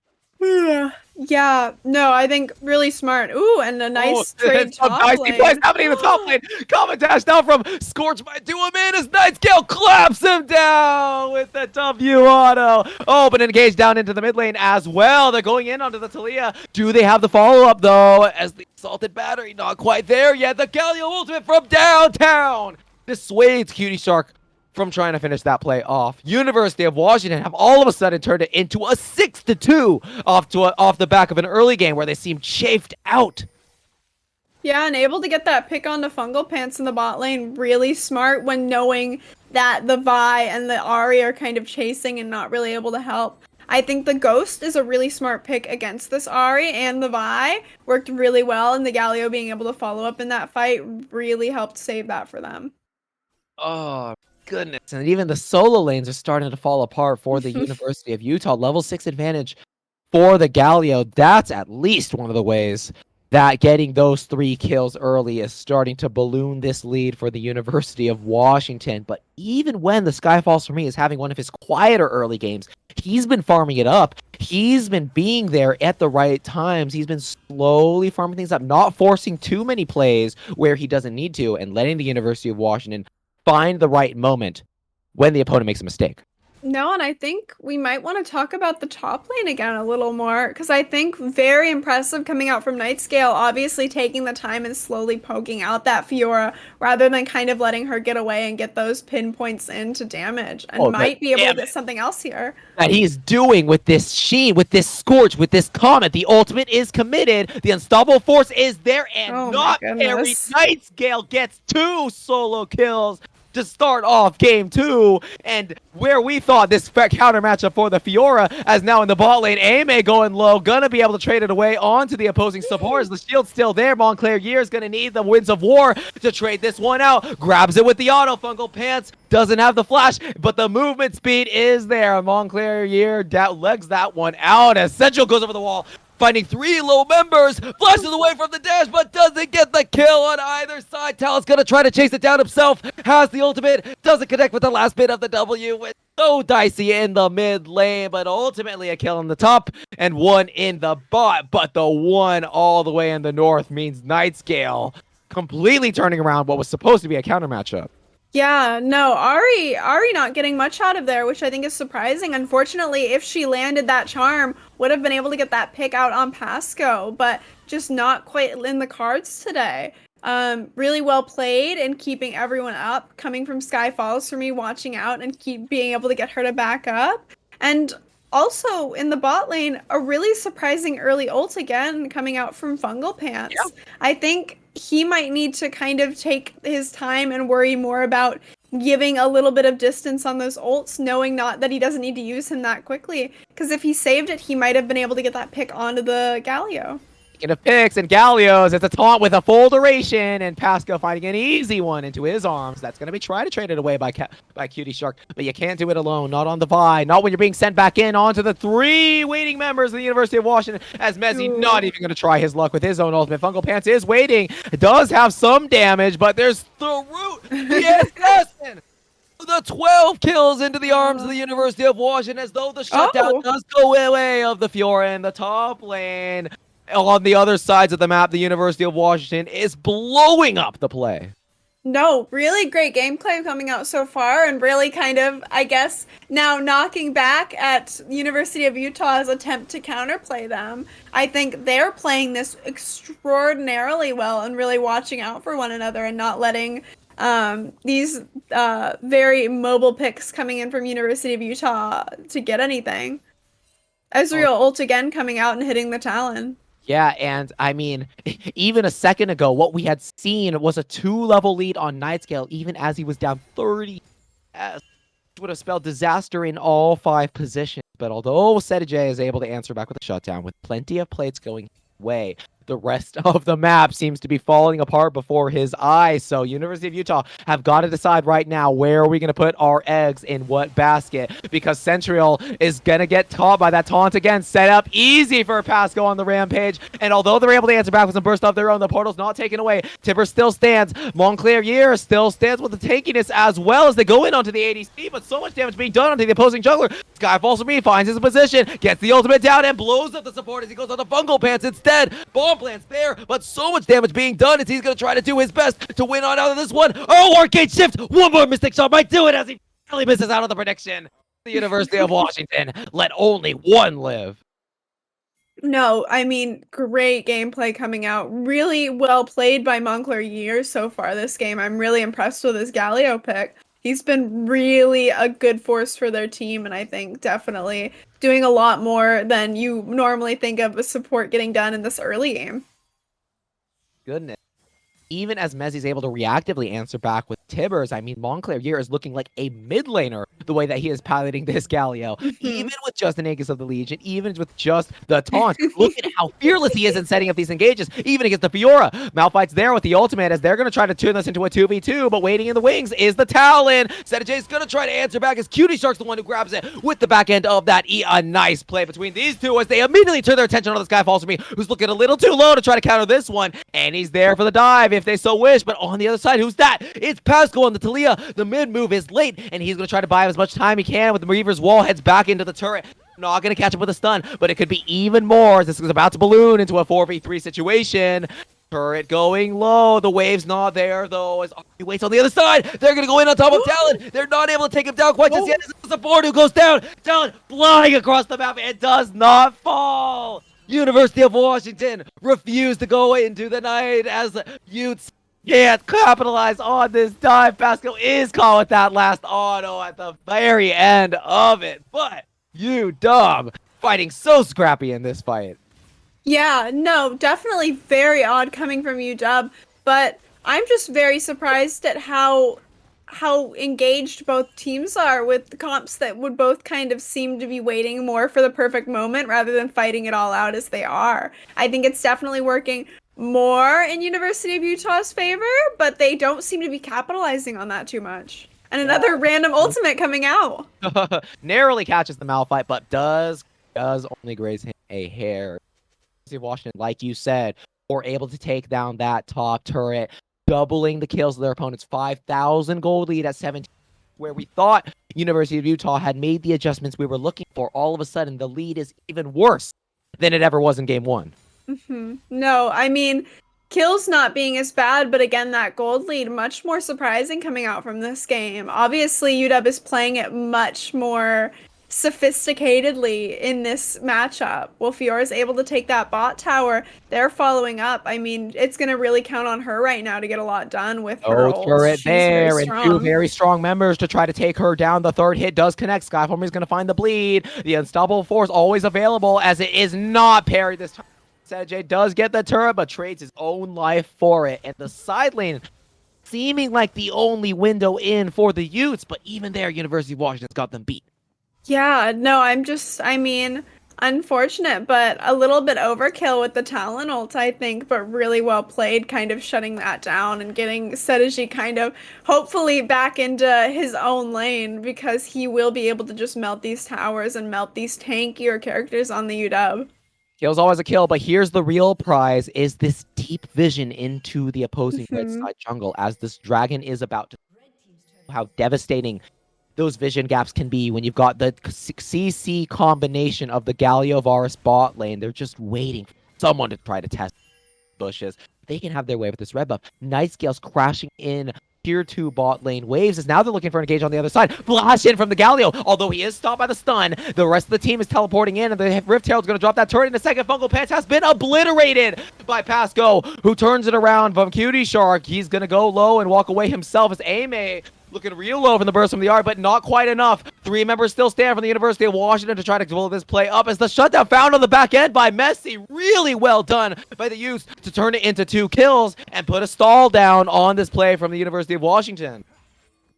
Yeah, I'm surprised they're not trying to get a full dragon push there, because, yeah, it looks like Sky Falls for me is going to try and get it while they back up, which even though they lost 2 players, they still have the advantage, but Fiora's going for that top tower, which I think is very, very smart. University of Utah playing to their win conditions, aren't they? Yeah, for sure. Could we get items pulled up really quick? I want to see how everyone's doing on their picks so far.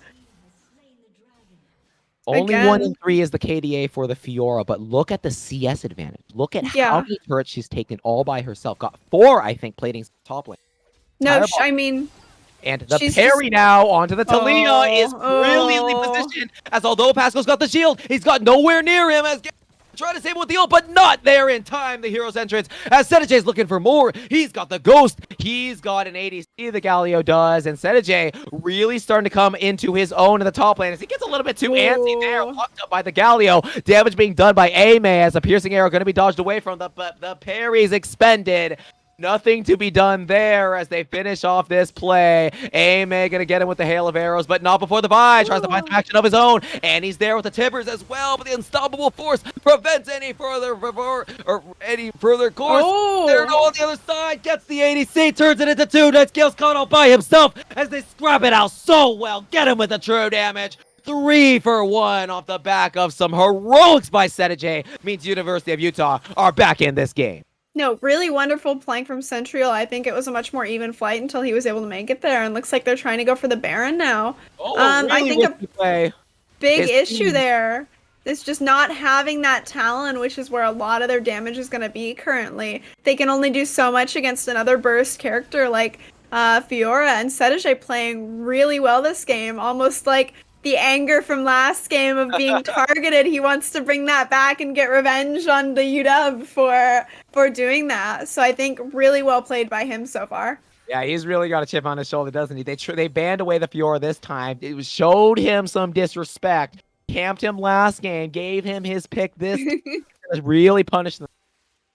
Turning around what was supposed to be an easy 3v1 counterplay for the University of Washington, but it's instead going to mean even University of Utah their chance at this Baron Asher as well. I think I saw a blue pot on the inventory of Century. Would be a little bit too early but I wouldn't be surprised at how pivotally some of these are looking.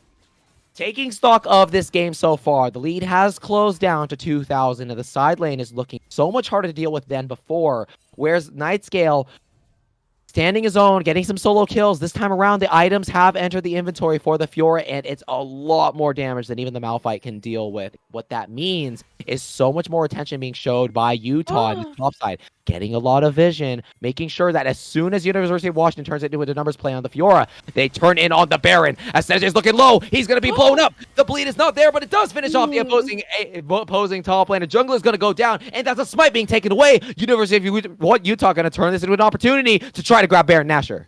Yeah, and I mean, smart considering how far ahead Sedege is for this top lane. But again, the Ezreal gets the bounty off of that. Sedege didn't have one because he'd already died fairly recently. So not the smartest coming out from Sky Falls for me, even if it may have been important in the moment. Dying there just was not great for the team. The flash forward is there. Timbers is on the stun on Tabasco, but they don't have the damage. They need to finish him off. No one can break in. Fungal Pants and Sensual, the only ones still standing as they do get the kill on to the top lane. A charm not going to connect. But both the Annie and the Vi give their lives for what doesn't pan out to a kill. The charm gonna need to land. Montclair Year's gonna go low as they can't find the last auto that they need. Instead, it's Pasco who grabs the shutdown, traded away by Fungal Pants. The Skyfall Streak finally finds his way into this fight, but it's a 1v1 that I don't think he's winning out on as another Vitals all Sedege needs. Skyfall for me is able to dash out away from that one, but 4 kills found by the University of Washington and stop the Baron play ultimately. Yeah, no, really, really well picked up by UW. But again, they're giving a little more. They got those 2 picks, and then they still, Nightscale went down from an Electrocute proc off the Ahri as she hadn't got it yet. And then Pasco goes down. So I think they're going to need to have to worry about kind of taking what they can get rather than getting a little too greedy. Like trying to get those picks. Even though they are ahead, I think they need to watch out a little bit more. You have to be conscious of how your position works, right? Although they did have that opportunity to get the Tibbers to follow up with the Vault Breaker from the Vi, what are you going to be able to do when the Fiora and the Ezreal are stuck all the way back there with no real way to follow up on that engage?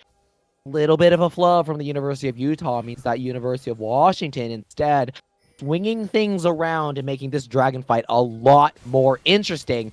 As here's a 2v1 play onto Nightscale, who's looking a little bit too tanky for just a Vi to be trying to down.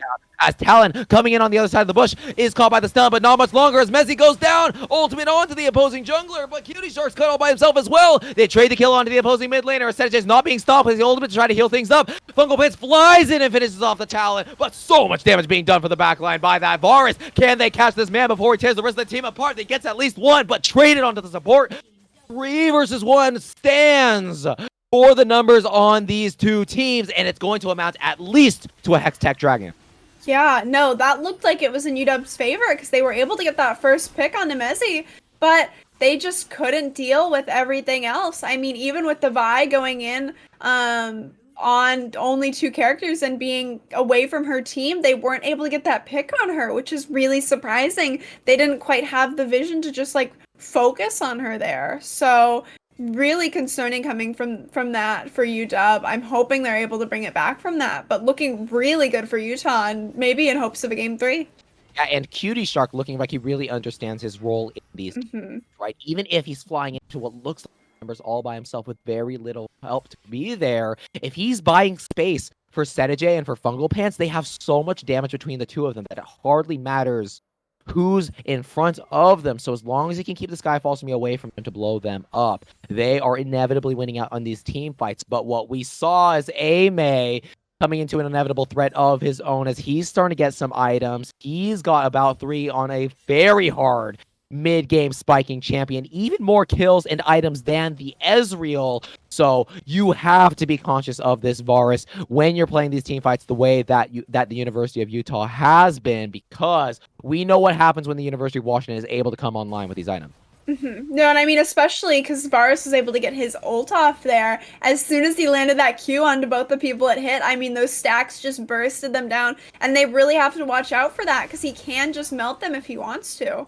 Watch out for the Talon as well as the ultimate parried away from Vitals are found. Sedege! Oh, says something in that 2v1 situation, but what it does mean is the Baron Nashor being started up. Nice dodge out on that ultimate from the Malphite, but it is going to catch nobody, in fact, as Nightscale's caught. Montclair Years all there all by himself in the front line as no one can try to save him. The jungler's not there to try to turn this play around. Only 2 members stand to try to contest these 4 members, but the health bars are looking a little too low to try to start this Baron Nashor up all by themselves, especially when Talon's headed back from base. But that's not going to stop Central from finding his way into the back line, warding off Pasco, who's got plenty of poke being stopped by Tibbers. You can't keep up this Baron Nashor play.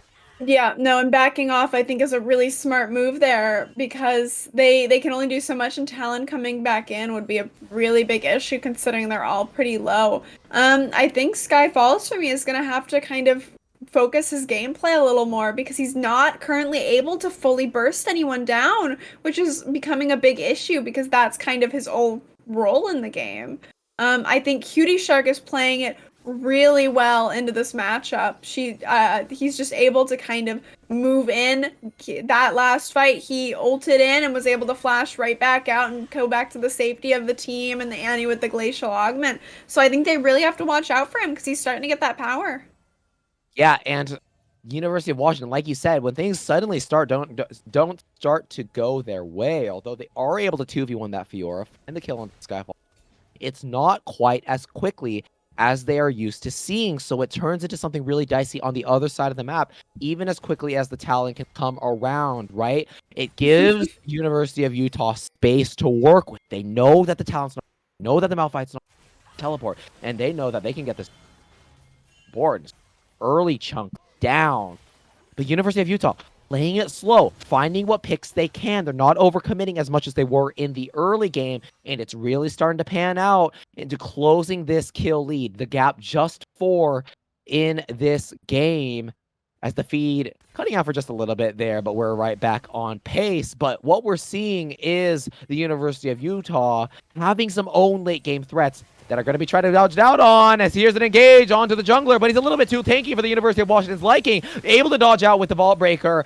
Central on the other side, a little bit too slippery on his own, but what's happening in the bot lane, Ava? It's Fiora finding the bot lane turret and no Baron being taken by the University of Washington. They're going to try to turn it around themselves and get something done, but instead all they can do is back up. Health bar's too low, the fight's too scrappy, and the health bar's not going low enough on the opponent's side. And now it's University of Utah's turn at this one as the buy a little low, but that's not going to stop them from trying to chunk out this Talia. As once again, University of Washington late to the play, even if the wave isn't there for the Fiora. So difficult for UW to try to get something done here. Yeah, no, I think University of Utah is playing this game exactly as they need to be. They are not taking more than they need to, and they're just kind of watching themselves because they know if they misstep, that Talon's going to be right there or that Talia's going to hit something.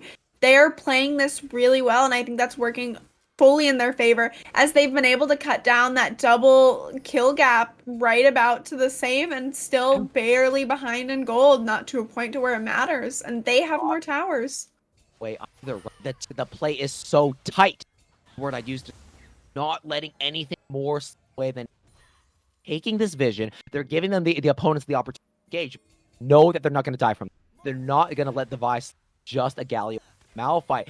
Know that the Ahri, even if she's a little far forward to try to back up that vision play, has enough mobility to try to dodge out that look. No summoners expended in that last exchange, and turrets still being taken by the Fiora. University of Washington have got to try to find an answer right now as they go into the mid lane team fight. They're going to go low, but it's Cutie Shark who goes down first. Fungal Pan's fighting for his life in the back line. How did he get here? It doesn't matter. University of Washington has found something in this game as they do engage onto Centurial. Shutdowns in onto the opposing ADC, and although the Night Scale has gone down, Pasco's still staying alive, and he has some damage still. Centurial, the only one still standing, is the Fiora finding more turrets in the top lane. Only Avars to try to stop her, but can he do it? He's going to try to find even another. A wave still available, but not another one coming out. He's going to take on the gate on his way out. University of Washington find themselves a big team fight, but at what cost? No, I think this Fiora pick is very smart because University of Washington really needs to play as a team, and they can't when there's a Fiora just pushing down their base that they have to answer to. Kestra, I also have a question for you. Now that we've had 2 games where it's going to be Hextech, how are you feeling about that for both these teams, and who do you think it'll really make the difference for? is one of the most powerful souls that we have available. Not just the effect, but the stats that these dragons are providing. Ability haste and attack speed, a boon to any champion in this game. Especially, I think, the Fiora and the Ezreal. CDR and attack speed, two stats that these cannot get enough of, and making the individual threats on the side of University of Utah so much more potent. On the other hand, though, if the soul can enter the hands of the University of Washington, the amount of poke that they're able to provide and the extra slow, the chain lightning that soul provides can open up even more engage opportunities that are looking so dicey for the University of Utah. So really key pickup for both of these teams, and one that the University of Utah comes so close to. Huge pickup by Pasco! Takes away the Ari before he even gets the chance to fight back, as now it's on to Cutie Shark. He's got some mobility to try to get over the wall, force the flash out, Valve Breaker there, as well as the mobility so big from the Skyfalls from me. Takes down the opposing jungler. That is a Baron guaranteed for the University of Washington. But huge top wave coming in. If you're still breaking down the bot lane and into Ezreal in the mid as well, Ava. No, they are taking that base, and I think that's super smart, knowing that the characters died. Because I think UW really only won that team fight there because they weren't able to have their whole team. Like, it was really more of like a 5v3 because the Annie was kind of there. But they lost so much even just to get that one Baron. I'm not really sure what they're going to be able to do to kind of really target this Fiora from taking their base slowly and steadily.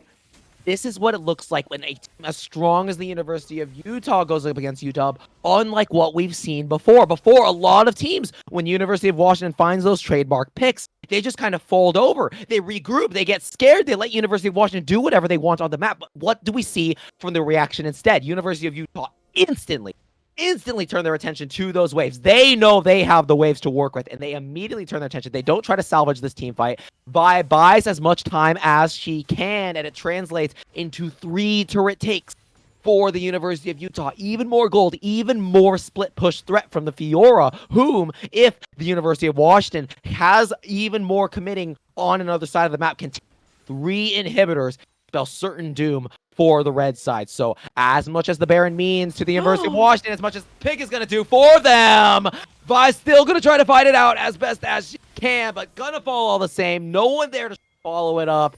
But if the Fiora waiting in the wings can get something done, and this one brilliantly timed parry finds a pick onto the opposing support, as all of a sudden it's a 4v4. Kills onto the opposing Malphite. So much damage being done by him as the Fiora does drop to Skyfalls for me, but here's Fungalpan still standing, going under the assassin. This isn't how this dynamic works. Skyfalls is forced to back away from this play by himself, but University of Washington looking so low and so dangerous as the University of Utah members who still remain.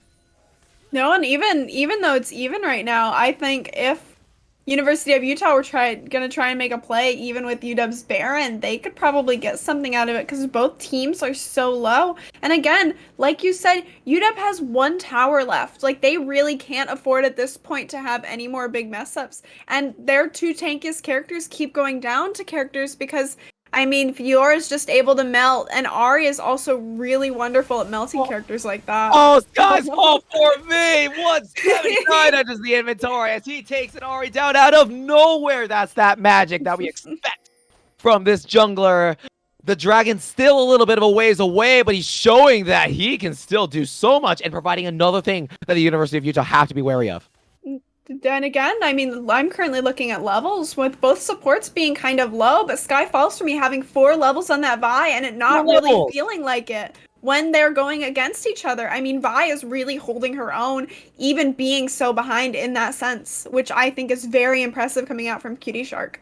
Such great team play, such great individual play, like you said, from Cutie Shark, who is buying so much time, using the CC at the right moments to buy the space for Fungal Pants and Centriel as the port is lagging out for the University of Washington, but it doesn't seem to be showing in the gameplay as Montclair, you're having a really great game on the Galio, finding the engages, but as you've hinted at, the usefulness starting to wear off. The Ezreal and the Fiora both have such easy tools to resist that engage, even with paired with the Malphite, and so much damage between the two of them to shred apart the front line of the University.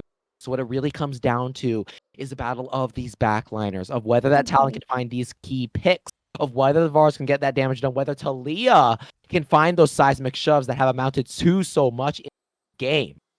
Yeah, no, I mean, UW has to be very careful at this point because one misstep and it's game over for them. Even though they still have that gold lead, their base is just gone at this point. So they're really going to have to look for trying to deny this soul and really watching out for that Fiora, which while we can see while this game's paused, might be going for that top inhibitor again. She's really just going to keep looking to try and poke holes into UW's defense. And I think it's really working for them. I mean, she's able to just distract to a point where either they have to go for her and get her shut down, because like not just one person can respond. No one character can currently take her down. So it has to be more of a team response to really work with that. And because of that space she grants her team, they've just been able to push and kind of do whatever they want when Fiora's being focused.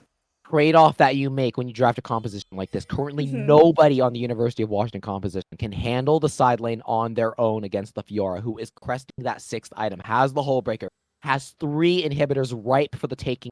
And when we take stock of the summoner spells heading into this Hextech Soul fight, we see flashes all available on the key carries of University of Utah. Pasco without his own flash, but the most key summoner spell of all is Setijay still with the teleport. He can remain in the top lane for as much as he wants, knows he can win any 1v1 and turn his attention around towards the dragon fight, or just finished off that base all by himself. It is a Zook swing for the University of Washington, and one that they have to deftly navigate, potentially with some of those magical picks that the Skyfall can find.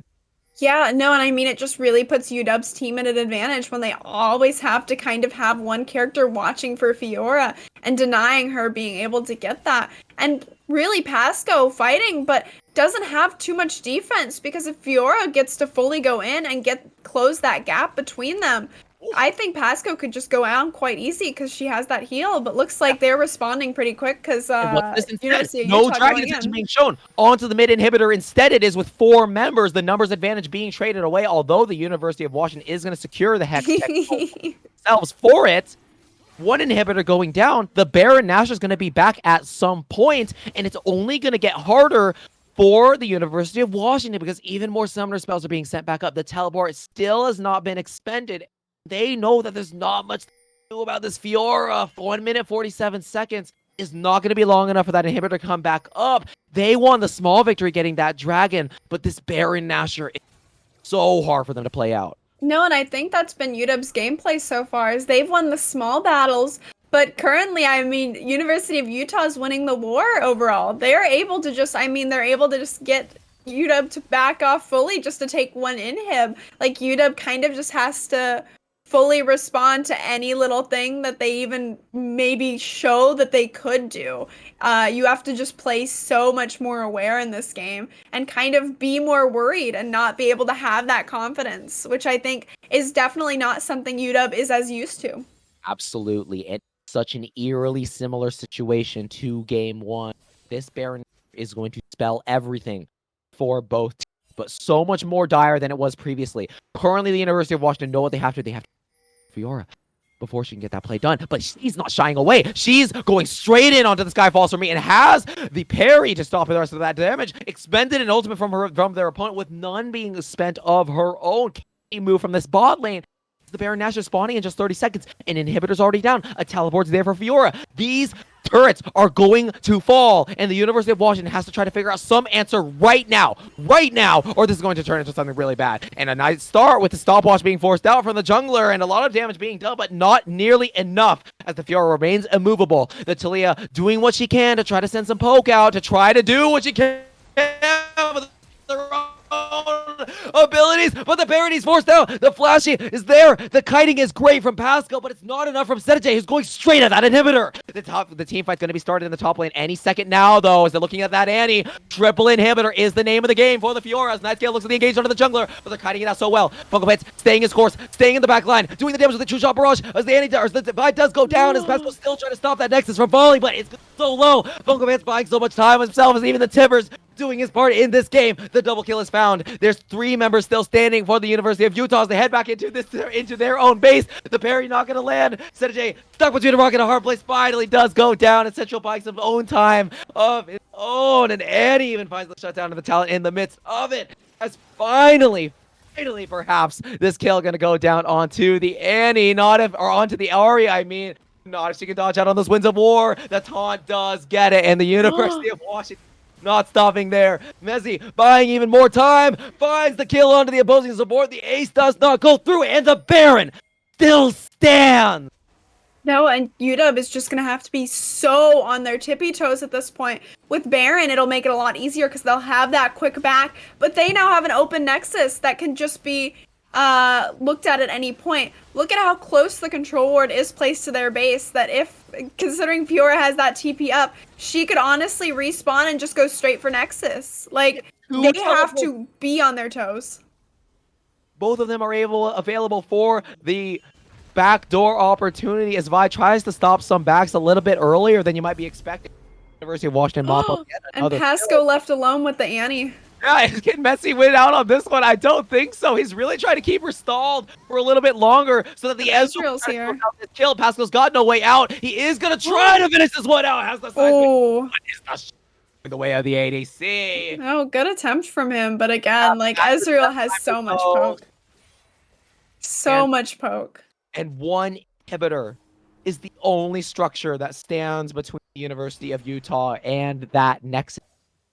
Out earlier, as the University of Washington pointed out between themselves, 2 teleports are what the University of Utah has available for them to try to create a backdoor attempt.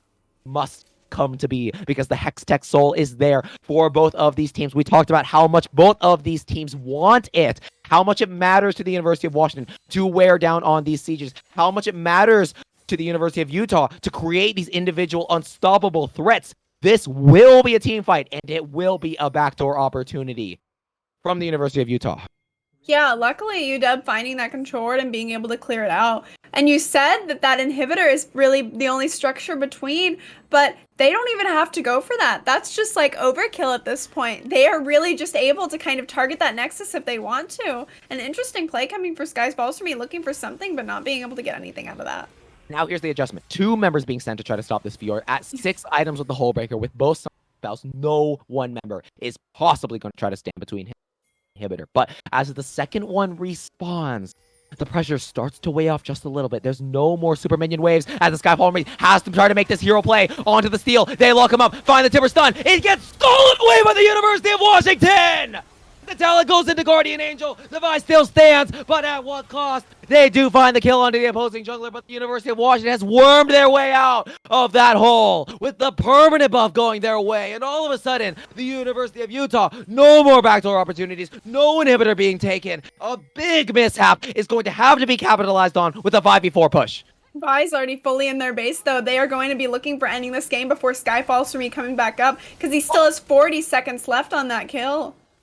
Oh, the health bars are way too low to try to be fighting against the Hextech Soul backed up Varus. They don't have the tools that they need to try to win out in these fights. Focal Pants is being forced back. He's got to dodge out of the piercing arrow, and although he stays alive, look at what the Hextech Soul has done for the University of Washington. An incredible change of pace. Impossible to try to push against the slows, the damage, the extra CDR from all these abilities. The University of Washington has suddenly found themselves in such a strong position as the Ezreal brings his opponent to legendary status. ZJ does try to stand on his own and takes out a support, but that's all he's going to get. The third inhibitor is going to be back up in the University of Washington. They got the last Baron, they got the Hextech Soul, and no base being traded for it by the Utes. Skyfalls for me found the game-sealing steal onto the Hextech Soul. Yeah, I think a very calculated risk coming out for Sky Falls for me, because obviously he knew that he would probably go down, but I think it was a realization of if he doesn't get this dragon, the likelihood of them losing is so high anyway that they really do need it to give them any kind of a chance to have a comeback in this game, considering even though they're still so far ahead in kills, it really just doesn't feel like it because their base is just all gone. They just can't do too much because they have to worry and stay so close to that base that they can't give their full force pushing into that Utah team. I mean, even with all the inhibitors back up at any moment, if the University of Utah can worm in with those teleports, completely end the game instant with these 2 solo laners, the Fiora able to tear apart any of these structures that she finds herself into. Look at how she's worming her way into the bot side jungler with no UW members. No UW members there. Only Pasco with no ghost and no vision onto the Fiora. This is such a scary position. They have the wards there. Liam might be walking up for this one. They do spot the Fiora, and it's a 4v4 situation on the other side of the set.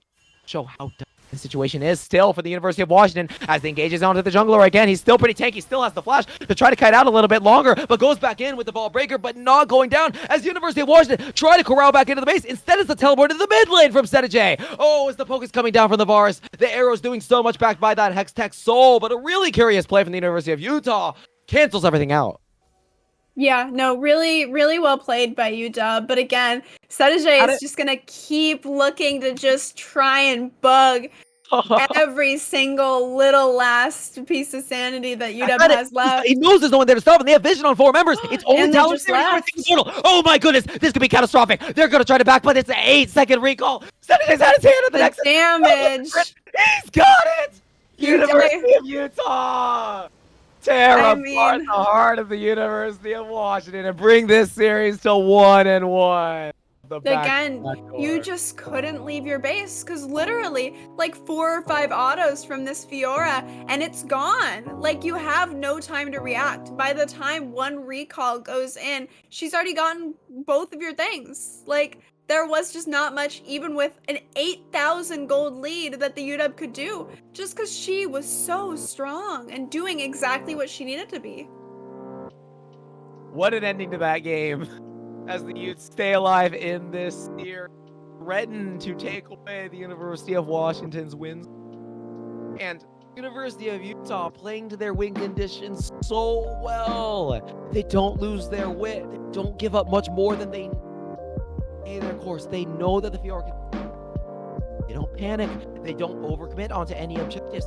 They the Hex Tech so low and slow, and although it's the University of Washington, recognizing their win con as well, sending 2 to stop the Fiora, bringing the talent in for the miracle steal. It's already such an insurmountable position against a champ like the Fiora. Utes bring it out in a 45-minute. Yeah, and obviously, I mean, that shows that neither of these teams are going to give up without a fight. These are very long games, especially for UW. I'm not sure what Utah's game record currently is, but considering how they're playing, I can't imagine it can be this high either. So each of these teams are fighting, and I think what this game really shows you is that you don't need a gold lead to win. You just need to really focus on your win cons and working towards what works best for your team. And I think this is really going to make UW reconsider what they've been doing and what's been working for them, because Utah within one game was able to totally flip UW's plan upside down. Such a story being told by the post. Well, 14-3-14 is the final line for Ame, who we pointed some question marks at after game 1, completely coming alive in that really looked like 52,000 damage being done by Fungal Pants, nearly 10,000 more than his opposing. On the other hand, what do we see? 13,000 being done by the Vi, but pivotal member in the game plan for the University of Utah, responsible for buying so much time for the Fiora to have her way with those inhibitor turrets, with those inhibitors, to get that key backdoor to win out in that, stay alive all the same. It's not about these flashy kills. It's not about the big lines that you're going to see at the working together as a team to get what you need to get done.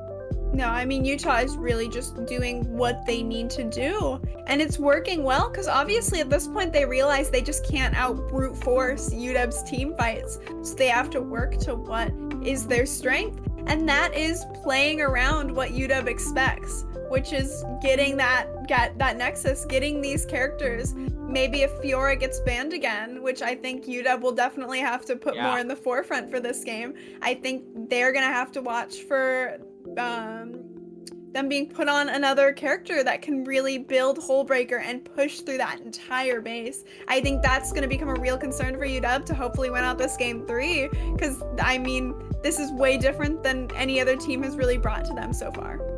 I mean, what we see is the macro plan of the University of Washington to come off the rails. 2 solo kills from the Malphite onto the Fiora early. This is not supposed to be how this was supposed to be. Advantages that you never had written up, that the mechanics of your individual players were able to for you. What happens all the same?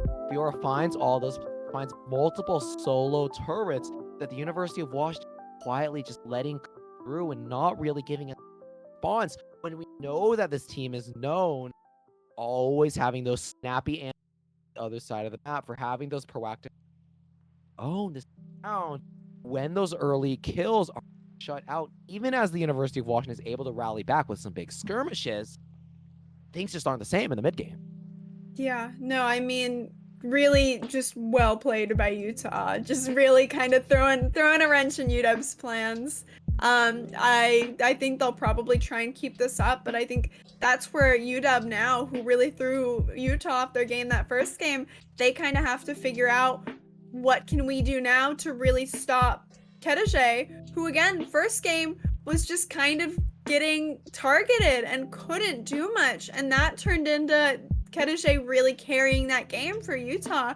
They have to figure out what needs to be done to stop that from happening again, because if they go with the same game plan, I feel like it's just going to be another backdoor Hullbreaker character.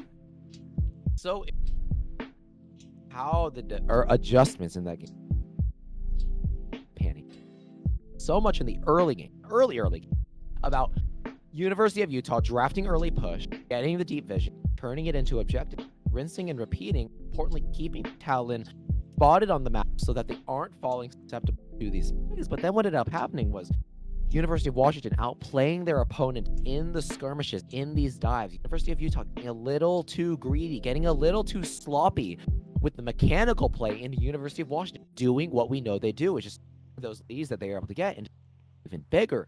But it wasn't like that one. It wasn't Skyfall to me flying around everywhere, finding solo kills that aren't getting answered back. It's instead still the University of Utah who had their own game, trading them off when they needed to, but ultimately getting side lane getting the real carries on. It really seemed like at the end of the day, hindsight is 2020, of course, but University of Utah being in the driver's seat.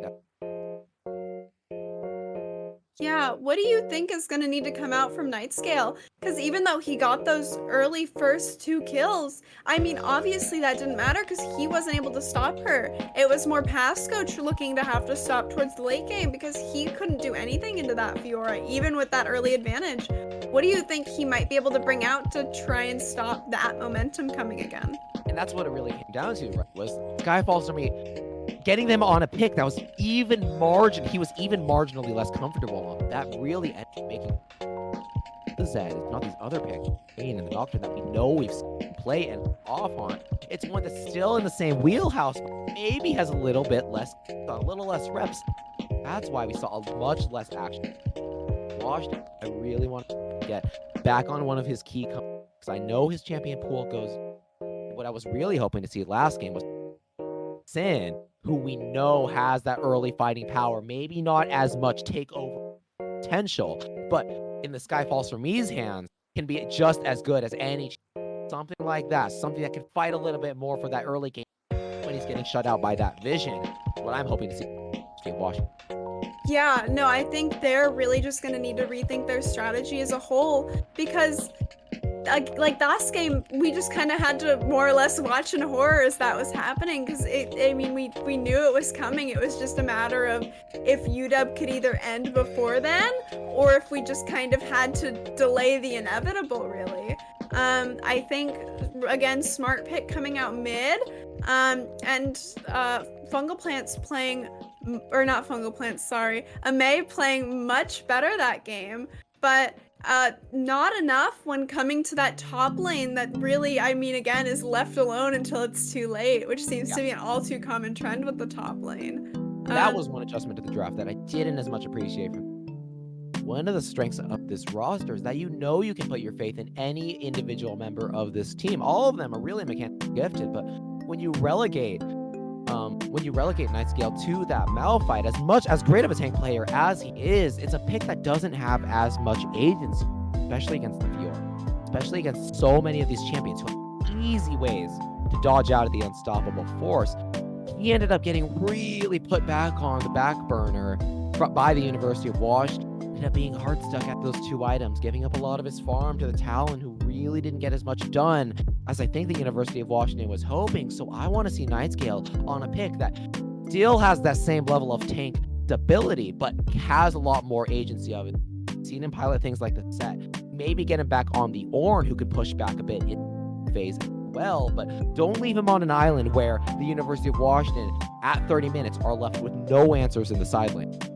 Yeah, and I'm wondering if University of Utah is gonna keep up that ban that kind of hopefully keeps Sky Falls for me off, especially the Kane, because he is really the heart of this team as a whole, and I think he is what makes the most of it, because everyone is so wonderful, but he is able to kind of push them more forward than they would be able to do on their own. Right. So I think University of Utah, more likely than not, will just keep trying to push into him and kind of make him fall in hopes of making the rest of the team fall. If we want to see that streak snapped, though, there's one thing that I really like from the University of Utah that I'm hoping they're going to expand on in this following game, and this deciding game, and that was drafting a lot more of this hard CC, of these engages that are able to follow up on each other. They had the Vi and the Annie and Ari this time around, and it ended up giving them so much more agency than they had in game one, where in game one they're really just waiting on the opponents to engage and having to kite back as a response. But this time around, when the University of Washington starts to show those cracks, when they start to get a little bit too aggressive than the game state is allowing them, instantly able to turn on them, follow up with all of this crowd control, wrestle back these picks before there's a response. So something from the University of Utah that I think really helped them turn that mid-game lead up, something that I hope to see. Yeah, I think another thing it's going to come down to is really trying to get UW into the best spots to try and counter pick. Really working on picking the support first, and really trying to get those counter picks in favor of Sky Falls for me, and like May. I think getting them ahead will be the biggest thing, and just picking the easier picks that are gonna not be as important for the long term is really what's gonna make this third game for them, now that it seems like Utah really figured out what they do and how best to counter that.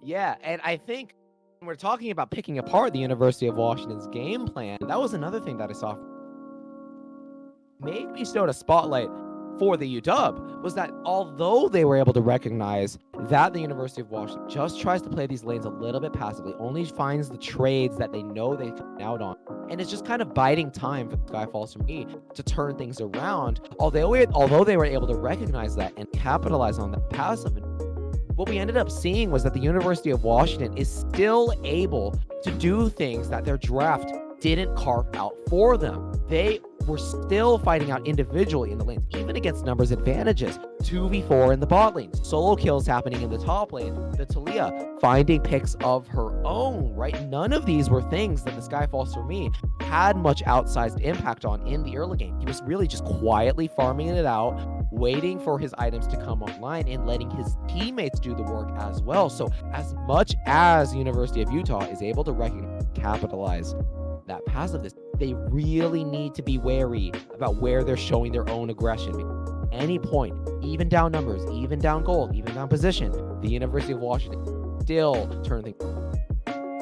Yeah, no, and I am really excited to hopefully get into this game 3 soon, because I want to see if University of Washington is going to be able to have as quick of a reaction to what needs to be done as University of Utah was. Again, I think they are just so confident in what they're used to that it might be really hard to get out of that stride. And I was really surprised, and I think it was really well done by University of Utah to just really push into a role that maybe they might have not been as comfortable with, but still something that was good enough that they were able to just push back on UW and really throw them off their feet.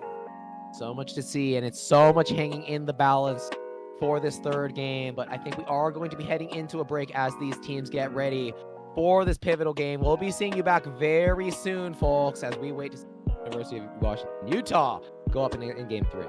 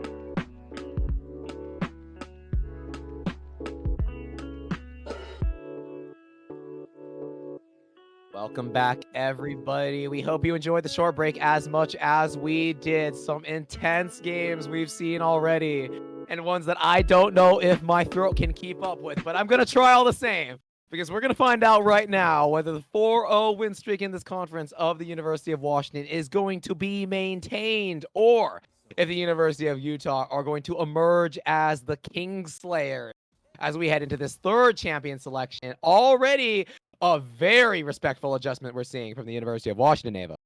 Yeah, no, really quick bans coming out from them, getting that Ezreal out, because obviously, I mean, in both games, I think Ezreal has had the most damage for the team, and that Fiora ban, obviously not wanting that to get back out again. I mean, two characters that were really pivotal in helping Utah win that last game. I think it does show a lot more respect on Washington's side to kind of realize, like, hey, we don't want that happening again. And then coming from University of Utah, only banning 2 junglers, so I'm wondering if they're going to try and get that Nocturne pick or something like that back on their side so they can really kind of target and the more squishy characters on Utah's team.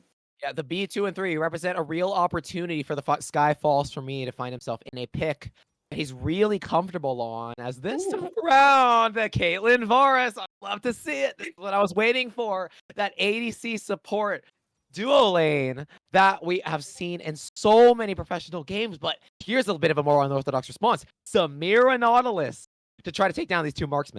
I like the Samira pick. I think for how the team fights have been going, Samira will be really good. And maybe with this Nautilus pick, we'll actually see an earlier invade and possibly some earlier fights as UW maybe tries to throw the tempo off a little bit so it's not as predictable for University of Utah. Also, really like the Syndra pick. I think Pasco plays Syndra very well. And what we're seeing now is like they've been banning the gangplank, but letting that gangplank through and it being immediately picked up by University of Utah. This is such a spicy draft for the University of Utah. 3 high carry potential, but really squishy champions that the University of Utah is fielding. As you said, the gangplank has been banned in the previous 2 games. We're about to find out right now if this can be as much as a side lane threat as the Fiora was in the previous game, as even more respect being shown to the previous game by now being banned away. That's 3 champions in the previous draft already shelved by the University of Washington. Really not going to try to let University of Utah get into that comfort zone as before. But speaking of comfort, Nocturne now be taken out as well. Yeah, not really surprising. They let him get through, and considering University of Washington didn't snap him up, I think it's pretty deserved that he gets banned. And surprisingly, a Malphite ban coming out as well, which I think, I mean, it obviously worked well for them, but I don't know if that was one of the stronger aspects on their team. I think it's important in this kind of because you've got these 3 largely immobile champions who are cannon fodder for the Malphite ultimate. Lee Sin! Let's go. Sky falls for me, knowing what I'm telling him is that this is the pick for him. This is where he really shows his stuff. This is that early game aggression. This is that mobility. This is that getting around the map and showing that flash, the comfort, all bundled up in one. We're going to be in for a real treat if I'm any expert on this player. As Sion, once again, going to be entering into the top lane as that tank role for Nightscale. But this time around, are we going to have the champions that we need to chew at him from the University of Utah?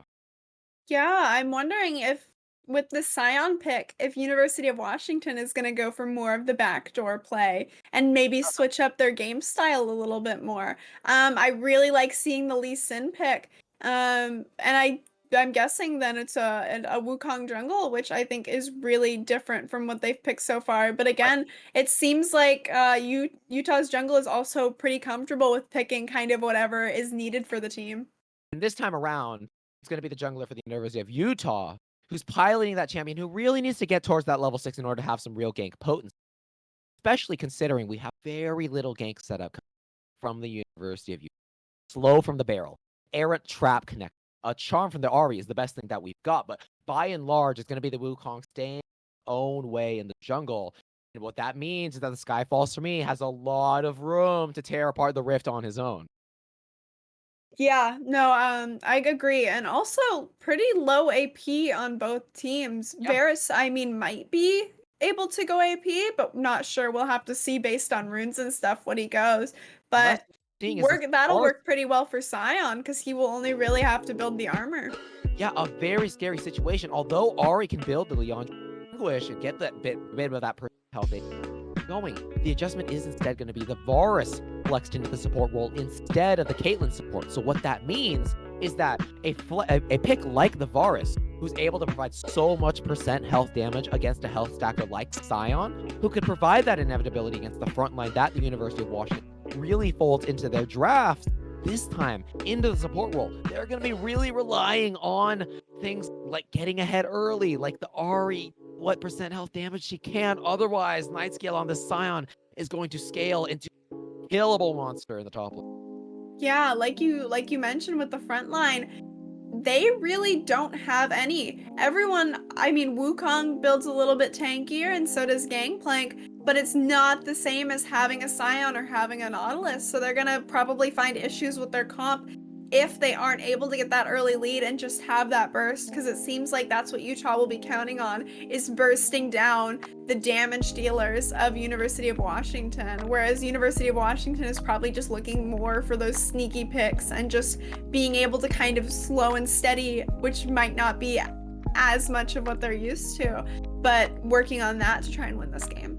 Yeah, and I mean, as a jungler myself, the game plan that I draw up when I look at these kinds of drafts is I really have to, as the University of Utah, because this Sion, when we have only AD threats really who are able to provide consistent damage, the Ahri, of course, like we've said, able to provide things like the Orb of Deception, but by and large, not chewing through how much health Sion is able to stack up over the course of the game. We can't make sure that this Gangplank is able to get ahead, is able to win out in the side lane. If this Sion is able to do as he pleases, get the farm, even if he falls marginally behind the Gangplank, spell serious trouble even at a 0-0 game. So the Wukong really gonna have to try to hover around that top side, but at the same time, that opens up so much action in the bot lane. Samira Nautilus, one of the most powerful engaging bot lanes in all of League of Legends, playing against two squishy immobile marks with one of the most powerful follow-ups in the form of the Lee Sin as well. So University of Washington, on the other hand, looking at a totally different other side of the map as to where they want to turn their jungle attention. And it's going to really come down to who's able to execute on their gameplay better. No, I think what you said about getting behind, I think both teams will have a really big issue if the gap becomes too great, because either way, they're not in a similar enough team comp that it'll be able to kind of build back, because if one team gets ahead and is able to kind of build out the strengths of their roster, it's going to be really hard for the other team to come back. And I think more so Utah really has to worry about keeping themselves ahead, because once University of Washington gets that tanky, and if Utah does not have that damage, there's not going to be much they're going to be able to do. Yeah, and as much as we're talking about how these lane matchups are going to pan out, how the different dynamics of these junglers are going to influence this game, the one thing we can't ignore, the one thing that has had that quiet influence all throughout the series, is these mid lane champions, Centurial and this time playing two champions, such key pick abilities, the Charm, the Scout of the Week, the most iconic abilities for these champions, ones that can completely turn around on its head. As we're headed into game 3, folks, University of Washington here to defend their undefeated streak, but the University of Utah, coming off the back of such a resounding victory, now going to try to turn things around for themselves and make their own name in this conference. 5-man action towards the bot lane. Call for the University of Washington. The Varus by himself is able to get the early ward and spots the rest of the team there. Oh my goodness. Gives over the golden experience to the enemy team, but I don't think it was enough to make any break for early levels. Does spot the rest of the team in the bot lane though, which means that Gangplank and Wukong can work towards that top sign and claim themselves a little bit of deep vision of their own. Yeah, and looking at it now, I definitely think Varus will probably be going more of an AD route, so it does seem like we will have a lot of low AP damage in this game, as well as I'm thinking it's really funny, there are 4 different extra summoners in the bot lane, and none of them are heal. We have no heals in the bot lane currently, and then we have 4 TPs in this game as well, so there's going to be a lot of action going on, for sure. And this is one of the most interesting new developments that we've seen in this 13.4 meta. Things like the VAR support, of course, already really out of the box. anybody who's not used to seeing them in professional play, but Mm-hmm. also the barrier take on the support. A really selfish summoner spell on paper, but what it ends up doing is creating a huge health advantage early when you go for aggressive trades, especially melee supports. When you pop the barrier at full HP, it negates the entire trade from the opponent, and it turns into a huge health advantage. It turns into even more priority in this bot lane that we know University of Utah can use to great effect. No, and I mean, on top of just things being classic, I mean, you always just think of bot lane being like heal ignite.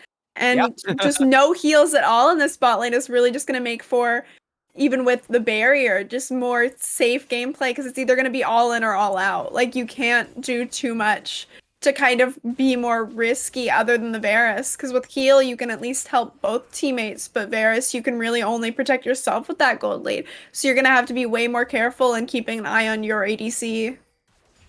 As it stands, though, inevitable priority for the University of Utah. But all it amounts to, I guess, is Prybush Ward, which isn't as I can imagine they were hoping for, but it's efficient nonetheless. And against the melee support, it is certainly enough to keep that CS lead growing. Taken away, though, by the University of Washington, which is going to be key, as although Lee Sin has been spotted pathing towards that bot side, the exact timing of this gank not known to the University of Utah. Could be after this red buff, could be after the Krugs, could be none of those things as he gets off those Raptors. But importantly, Cutie Shark also pathing towards the bot lane well, so any sort of action going to be met with equal force.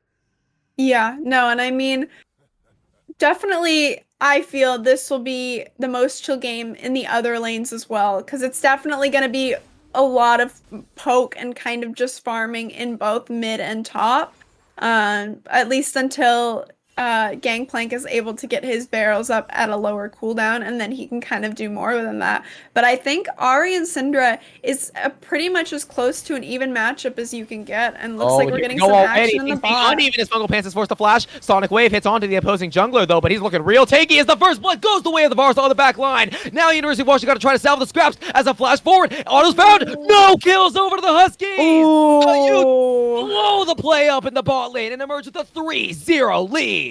No, and so many summoners used there. Basically everything but Smite is used on the side of University of Washington, with only Varus keeping his flash. So everything used, but going completely into favor of University of Utah. Really well played by them. And obviously that last second flash from Skyfalls for me into the team, trying to get that lockdown onto Fungal Pants, just not able to get it. So really not worth it to try and go in instead of get out at that point.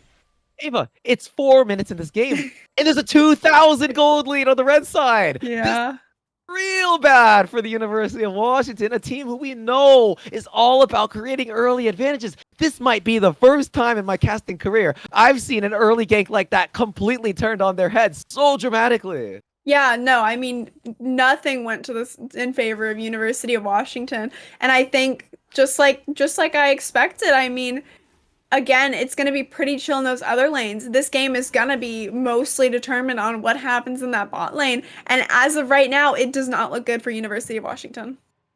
Yeah, but we know that they can really come back from these. But for now, as you said, priority being wrestled away in every lane, especially in these side lanes, right? The Gangplank, even without as much representation in professional play, has emerged in solo queue as one of the strongest laners, strongest scaling threats, especially against something like the Scion that's got to sit there and let him get his free gold as he'd like between the parley and the first strike. So University of Washington, at least so far in this game, don't have much to work with. No, they're definitely going to have to look for more of that late game, because obviously Samira, as good as she is fully meant for late game, and once she can get her full combos in and just melt teams. So they're really going to have to keep an eye out, and looks like they're going towards bot again to try and get some more gold if they can. Wukong headed back down. Eyes out, though. The Ward does spot the first move from Century. Great stuff from the University of Utah. Always as Lee Sin, not dissuaded, Hex flash forward, gonna lead into the Sonic Wave range, but all it amounts to is so much damage being done to Montclair Year, and this is what it looks like when the Skyfall from me's been shut down. Cutie Shark up in gold, up in position, up in farm as well, and crashing this wave in with his bot lane. Ari once again with the first move. They have spotted out though, but the flash, the ult, all available, and maybe they're going to be trying to look at something like the Lee Sin. Although the Cyclone isn't there, it's going to at least amount to a dragon, I can expect, for the University of Utah. Yeah, no, really great way of pushing both bot and mid lane out so that they can just take this. I know Skyfalls 3 probably wants to look for that seal, but he's not going to be able to get it because they've pulled it all the way out and just really played that well. Still, gold lead looking really good for them. And I mean, not much else happening in the other lanes, that it's really just going to depend on what University of Washington can now accomplish. Yeah, so what without... do you do, though? When you've What? got something like a Lee Sin, who stalked all in on getting the early advantage, it's gonna fall apart in the mid game, no matter what happens. Mhm. When you have champions like Samira, like you said, who really needs to get the gold in the inventory, or she's not gonna become that late game threat, what do you got to try to do as the University of Washington to reel your way back in? I think it's really just gonna all come down to not being being more aware of where the rest of the team is. Right. Obviously, that first one went wrong because the Wukong went in and they got a little too confident that they'd be able to outdamage the double AD bot, which unfortunately Samira can't do quite that early. So I think they're just gonna have to worry about being more safe. And even though it's not ideal, it's better for them if they get less gold but don't die and give more gold to the enemy team than if they try and get those cheeky picks. Oh, and the University of Washington bot lane just being demolished under their own turret. Here's the dive in from the Wukong, who has the ultimate. Gonna even force out a teleport from the Scion, as so much damage being done with just the autos. Clean kill onto the ADC, as the bar is caught by the tail end of that Scout of the Week. Shutdown goes over to Pascal, but he's gonna have to give his own life over if that last auto could connect. Centrio's joined the battle as well. Scion finally is able to get his way in. It's a nice ultimate. Dodges out on the Unstoppable. Gets the knock up through. Finds the kill onto the opposing junglers. Fungal Pants is going to try to walk his way out, but all the same, a turret plate is being taken. The University of Utah do concede over 2 kills, but continue to wrestle away a lead that balloons to 3,000. Yeah, no, and I mean 2 TPs having to be taken out just to get 2 kills there. And Samira and Nautilus both going down again. They're really just going to need Sky Falls for me to kind of hover over their lane, because now that Cutie knows that the bot lane has a lead, I think he's just going to try and keep extending that for Fungal Pants and Mezzy, because there's no reason not to at this point, considering the other lanes are already even enough. State of this game right there. I mean, Nightscale forcing to buy himself a rejuvenation bead. University of Washington giving over 2 teleports just to try to kind of make it even. And even in that sense, there's a gank from the VAR support. Oh my goodness, the charm setup is beautiful. Look at the mobility from the VAR support there. The University of Utah are now the ones making plays all over the map. No, this is going really well for Utah. And again, I'm so impressed from that first game, how well they have just been able to turn around and do whatever they need to kind of win these games. It's looking really good for them so far. And I think if they keep this up, this game's in the bag for them. Such tight. Knowing that the Syndra flashed during that bot lane dive, ended up dying anyway, if I might add, getting the Varus down there in the map and capitalizing it as soon as possible. That's the key moment that you got to look for, because as soon as they get back on the map, they're never thinking like, oh, they're going to go for it right now. Those are the moments that you're always looking to try to capitalize on. Utah always on top of it. But not just that. In the early game where this all started, it's going to start with an engage onto 2 here. No landing onto the VAR support, but that's not quite the marksman that you need to kill as Fungal Pants still stands. Amae's got the ultimate. That's 2 being taken down as the shutdown's found. Only the support falling for the Utah as Sonic Wave's there. Central's taken down. Cutie Shark's the only one still standing as the University of Washington bring it to 3 kills in this skirmish. Cutie Shark has the Cyclone to answer back with at least 1 kill. It's 2 for 3 so far, but when you're this far behind as University of Washington, you'll take what you can get. Yeah, and a quick misread there from Skyfalls for me, I'm guessing, because the Wukong took so long and didn't jump over the wall, he assumed he was coming around the back way rather than just kind of walking towards the Samira. So really unfortunate there that he gets that death, because if he just took the blast plant the other way, I think he would have been fine. But really well played playing for Amae in that play. I think now that Amae has his ult, I think they're going to have a much better fighting chance in making something happen. Absolutely. That's a bright spot for the University of Washington, and one place that they can look to play towards. University of Utah do their due diligence there. They play a little bit too far forward than they need to, and as you said, not paying attention to where the other members could be. Skyfall 3 is not giving up on this ball lane. He knows he has to play through them, and he's there at the right moment. Cutie Shark in Central not quite there in time. The University of Washington continuing to capitalize in big ways as Root connects. Ultimate through from the Caitlyn, as well as Cutie Shark doesn't quite have the ultimate to finish it off. Skyfall was able to get over the wall, but he's going to sacrifice his support for his sins. Pasco not able to get the damage that he needs with that Scout of the Week, as the University of Utah continuing to try to fight for their own advantages and waiting for the second dragon to get back on the board.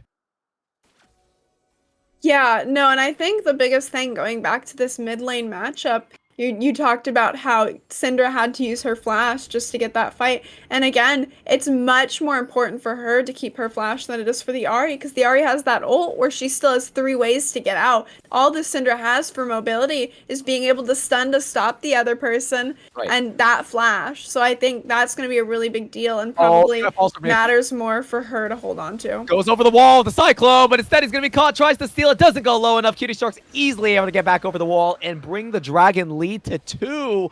Guy falls for me, trying to make some things happen, but when the rest of the team isn't able to quite follow up, it only means even more kills for the Utes. Yeah, no, really, I mean, looking better for UW, but overall still super in the favor of University of Utah. I think they are doing exactly what they need to this game, and it's obviously working directly in their favor. But look at this top lane. I mean, looking really good for Nightscale, I think, going exactly how he wants this lane to go and how their team needs this lane to go. Nice cheeky little ult coming out from Gangplank. But no, really good for them so far. Yeah, and as you said, I mean, Nightscale going even in this, just about all the University of Washington could hope for, and not just going even, teleporting down there into the bot lane to try to break up that play, gets himself 2 kills. To start to get those Heartsteel stacks a little bit sooner is so huge, because as we've said, this composition on the red side is not built to break down something like a Scion, who's stacking health in this melee matchup, who's got the W passive, right? These are really difficult for what's practically a full AD composition, apart from the Ahri, to try to break through. So as much as the University of Washington is playing for the Samira as the damage threat, Nightscale quietly becoming something that the University of Utah are going to have to answer at some point. Yeah, but even with the 2 kills, not too big of a lead, because Gangplank is still 30 CS ahead, which is really good for him. And still outplaying in these fights, right? Has the Trial by Fire to do that percent health damage, has the Reaver and 3 crit cloaks already. Even greeted himself a little bit of a coal there to grab that extra gold, but of course, as much as that armor penetration is getting really hard to find anything like a solo kill, especially as University of Washington starting to trudge towards that top side. They're here, rooted up, caught by the ult, traps come down, ultimate is there to knock up them both. Amace gonna try to keep his support, doesn't quite go in, still has the cleanse though, as the red side, they're banned to the bot lane. No Herald to be taken on the other side of the map, but they might have found themselves in a really sticky spot here. Skyfall's to be not gonna wave. University of Washington still falling behind. Yeah, and quick flash coming out for Mezzy, and I mean, using that Varus ult and really not getting much out of it. Luckily, low enough cooldown that it doesn't matter too much, but definitely using more than they need to. Solo kill, perhaps. Nightscale only needs one more. No chance for Setej to get out of that one. Nightscale doing it all on the tanks, as we know he does. Is now 3-0 in this game. Yeah, but not really able to push, because again, as just pinged in the chat, they know that Ahri will be coming up or Wukong will be coming up, as they were just able to take that Rift Herald for all that. Setej, though, letting a little bit slip out of his hands. Of course, that Herald take does translate to an objective, does translate to a bot lane play, though, for the University of Washington. Messi kickback, rooted up. The Lee Sin destroyed by the Caitlyn. Fungal Pants now fighting it out in the 1v1. Has so much damage, has the lethal tempo, needs that last bit of rage, and finds it with a flash. Double kill over the ADC at the expense of 2, but now he's got to find his way out of a rock and a hard place. Monclair and Pasco setting each other up so well for the kill. Shut down going over the mid laner, and no move from the University of University of Washington answering back however they can. No, definitely, even though the shutdown was not able to go to Ame, very good that Pasco was able to come down and claim it. Very important, I think, for Pasco to be able to get as much of a lead as he can into Central, because because it's such a chill enough matchup, and you need all you can get against a character where you don't have any mobility compared to her. Top lane turret has gone down, but Sion is here to try to cut off the Gangplank's escape route. And Montclair Year there as well. Knockups there. Senajay is going to need a lot more movement speed than he's mustering up right now if he wants out of this play. Nautilus still quite a ways away, but the mid is committed. Prime Nightscale still at some point. The knockup's there. The slow if he wants it. There's no way out of this one for the Gangplank. He's just going to try to do as much as he can, but the chop down. 4-0 on the Sion. No Nightscale to be what we call a stable top laner, but we also know him to be one where when he's on those tank champions who've got the damage, he's able to dish it out.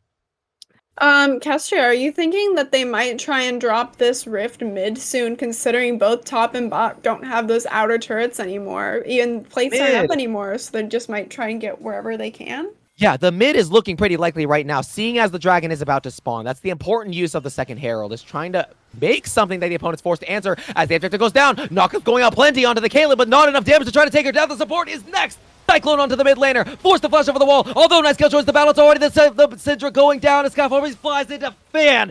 Deliver a kill over to the Gangplank. Central not stopping, dashing in with his resets. Vars are not going to connect with that W there to try to block it, but the University of Utah in the first 5v5 fight of this game destroy the Huskies.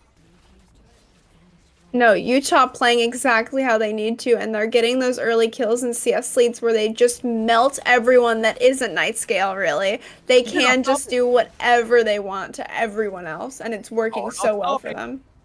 Herald is eventually going to go down as they still getting objectives all across the map, sending in bot waves, picking up the dragon on the other side of the map. The vision is intact, and they can even look for something more after this, because all the University of Washington can do is send Samira over to the top lane and try to mop up whatever gold they can. But it's Hextech Soul Point that we saw last game is such a devastating buff, and one that the University of Washington are nowhere near trying to contest, as the lead is now 8,000 at just 18 minutes.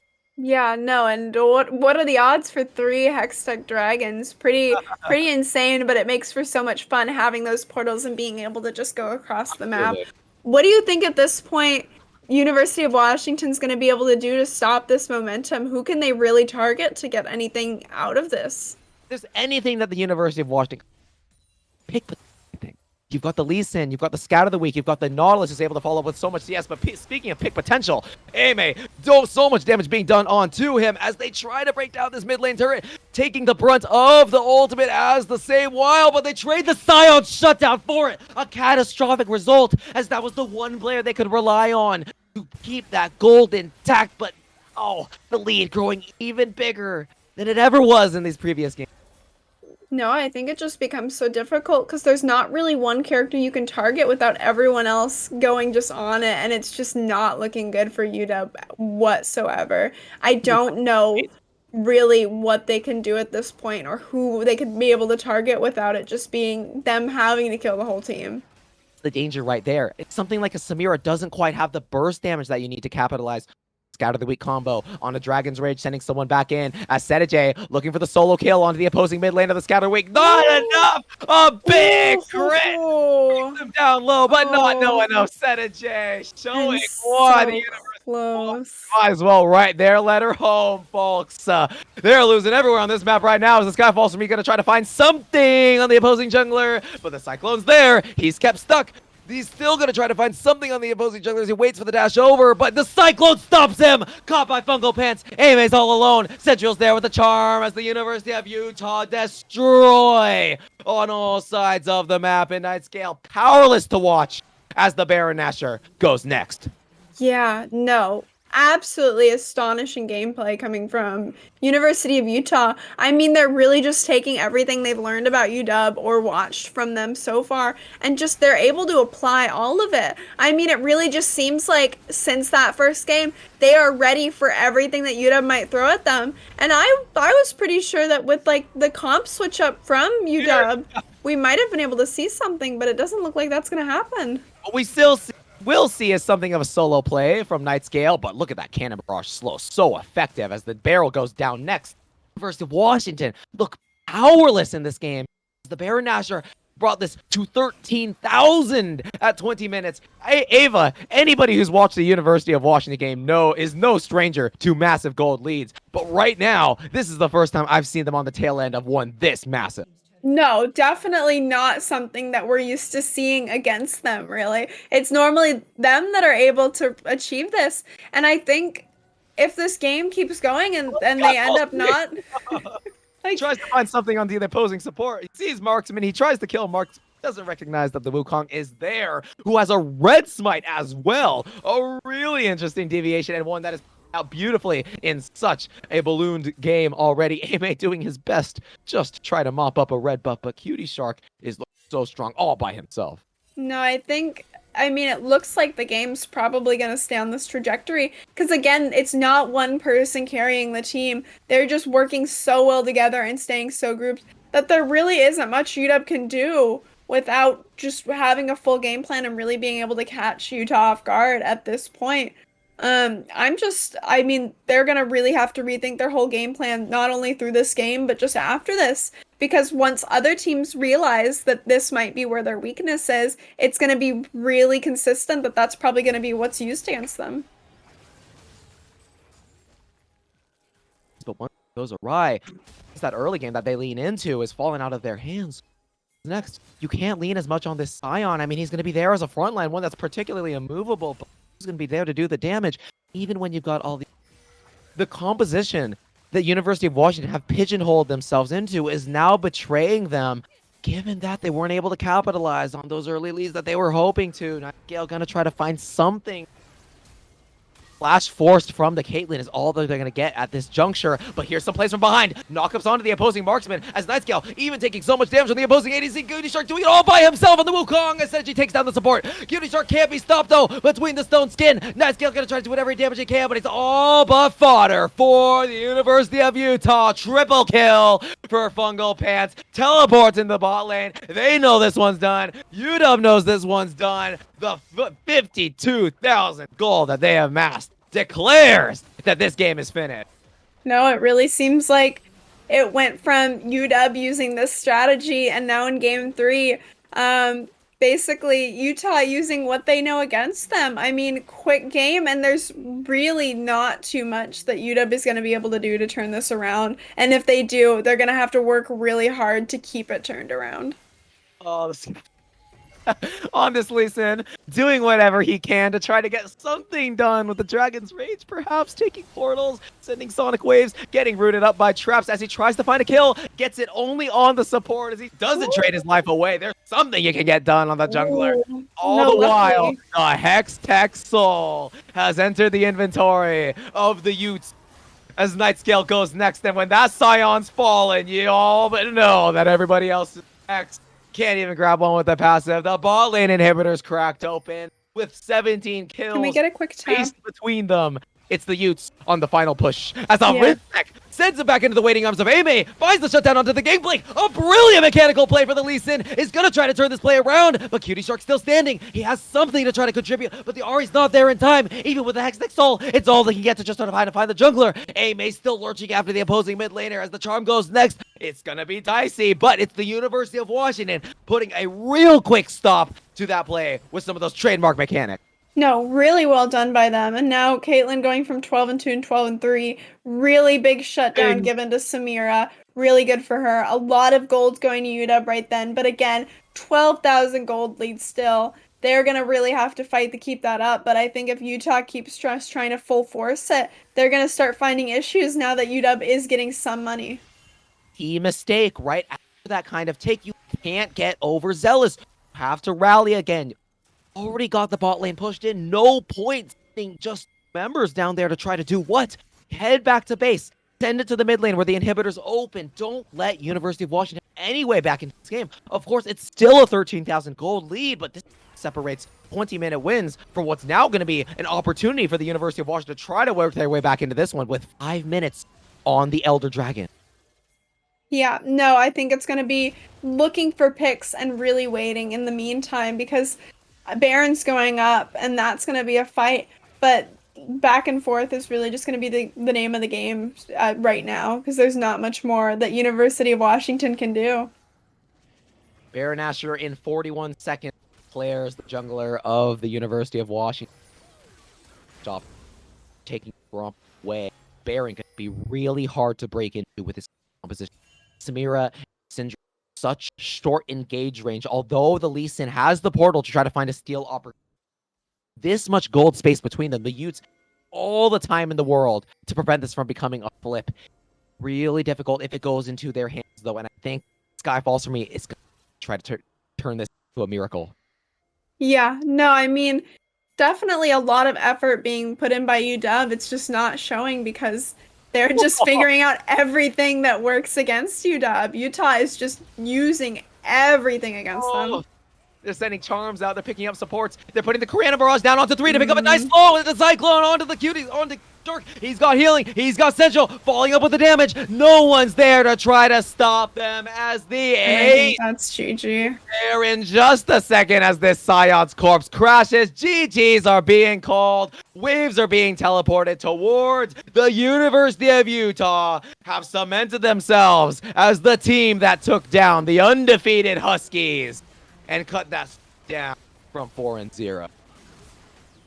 No, really well played by Utah. I mean, just a masterclass in how to counter after being down game 1. Just reverse, I mean, not a full reverse sweep as it's not best of 5, but as close as you can get with this. I mean, really well played and completely turning it around from losing to a 45-minute game, just fighting, to this. Really beautiful.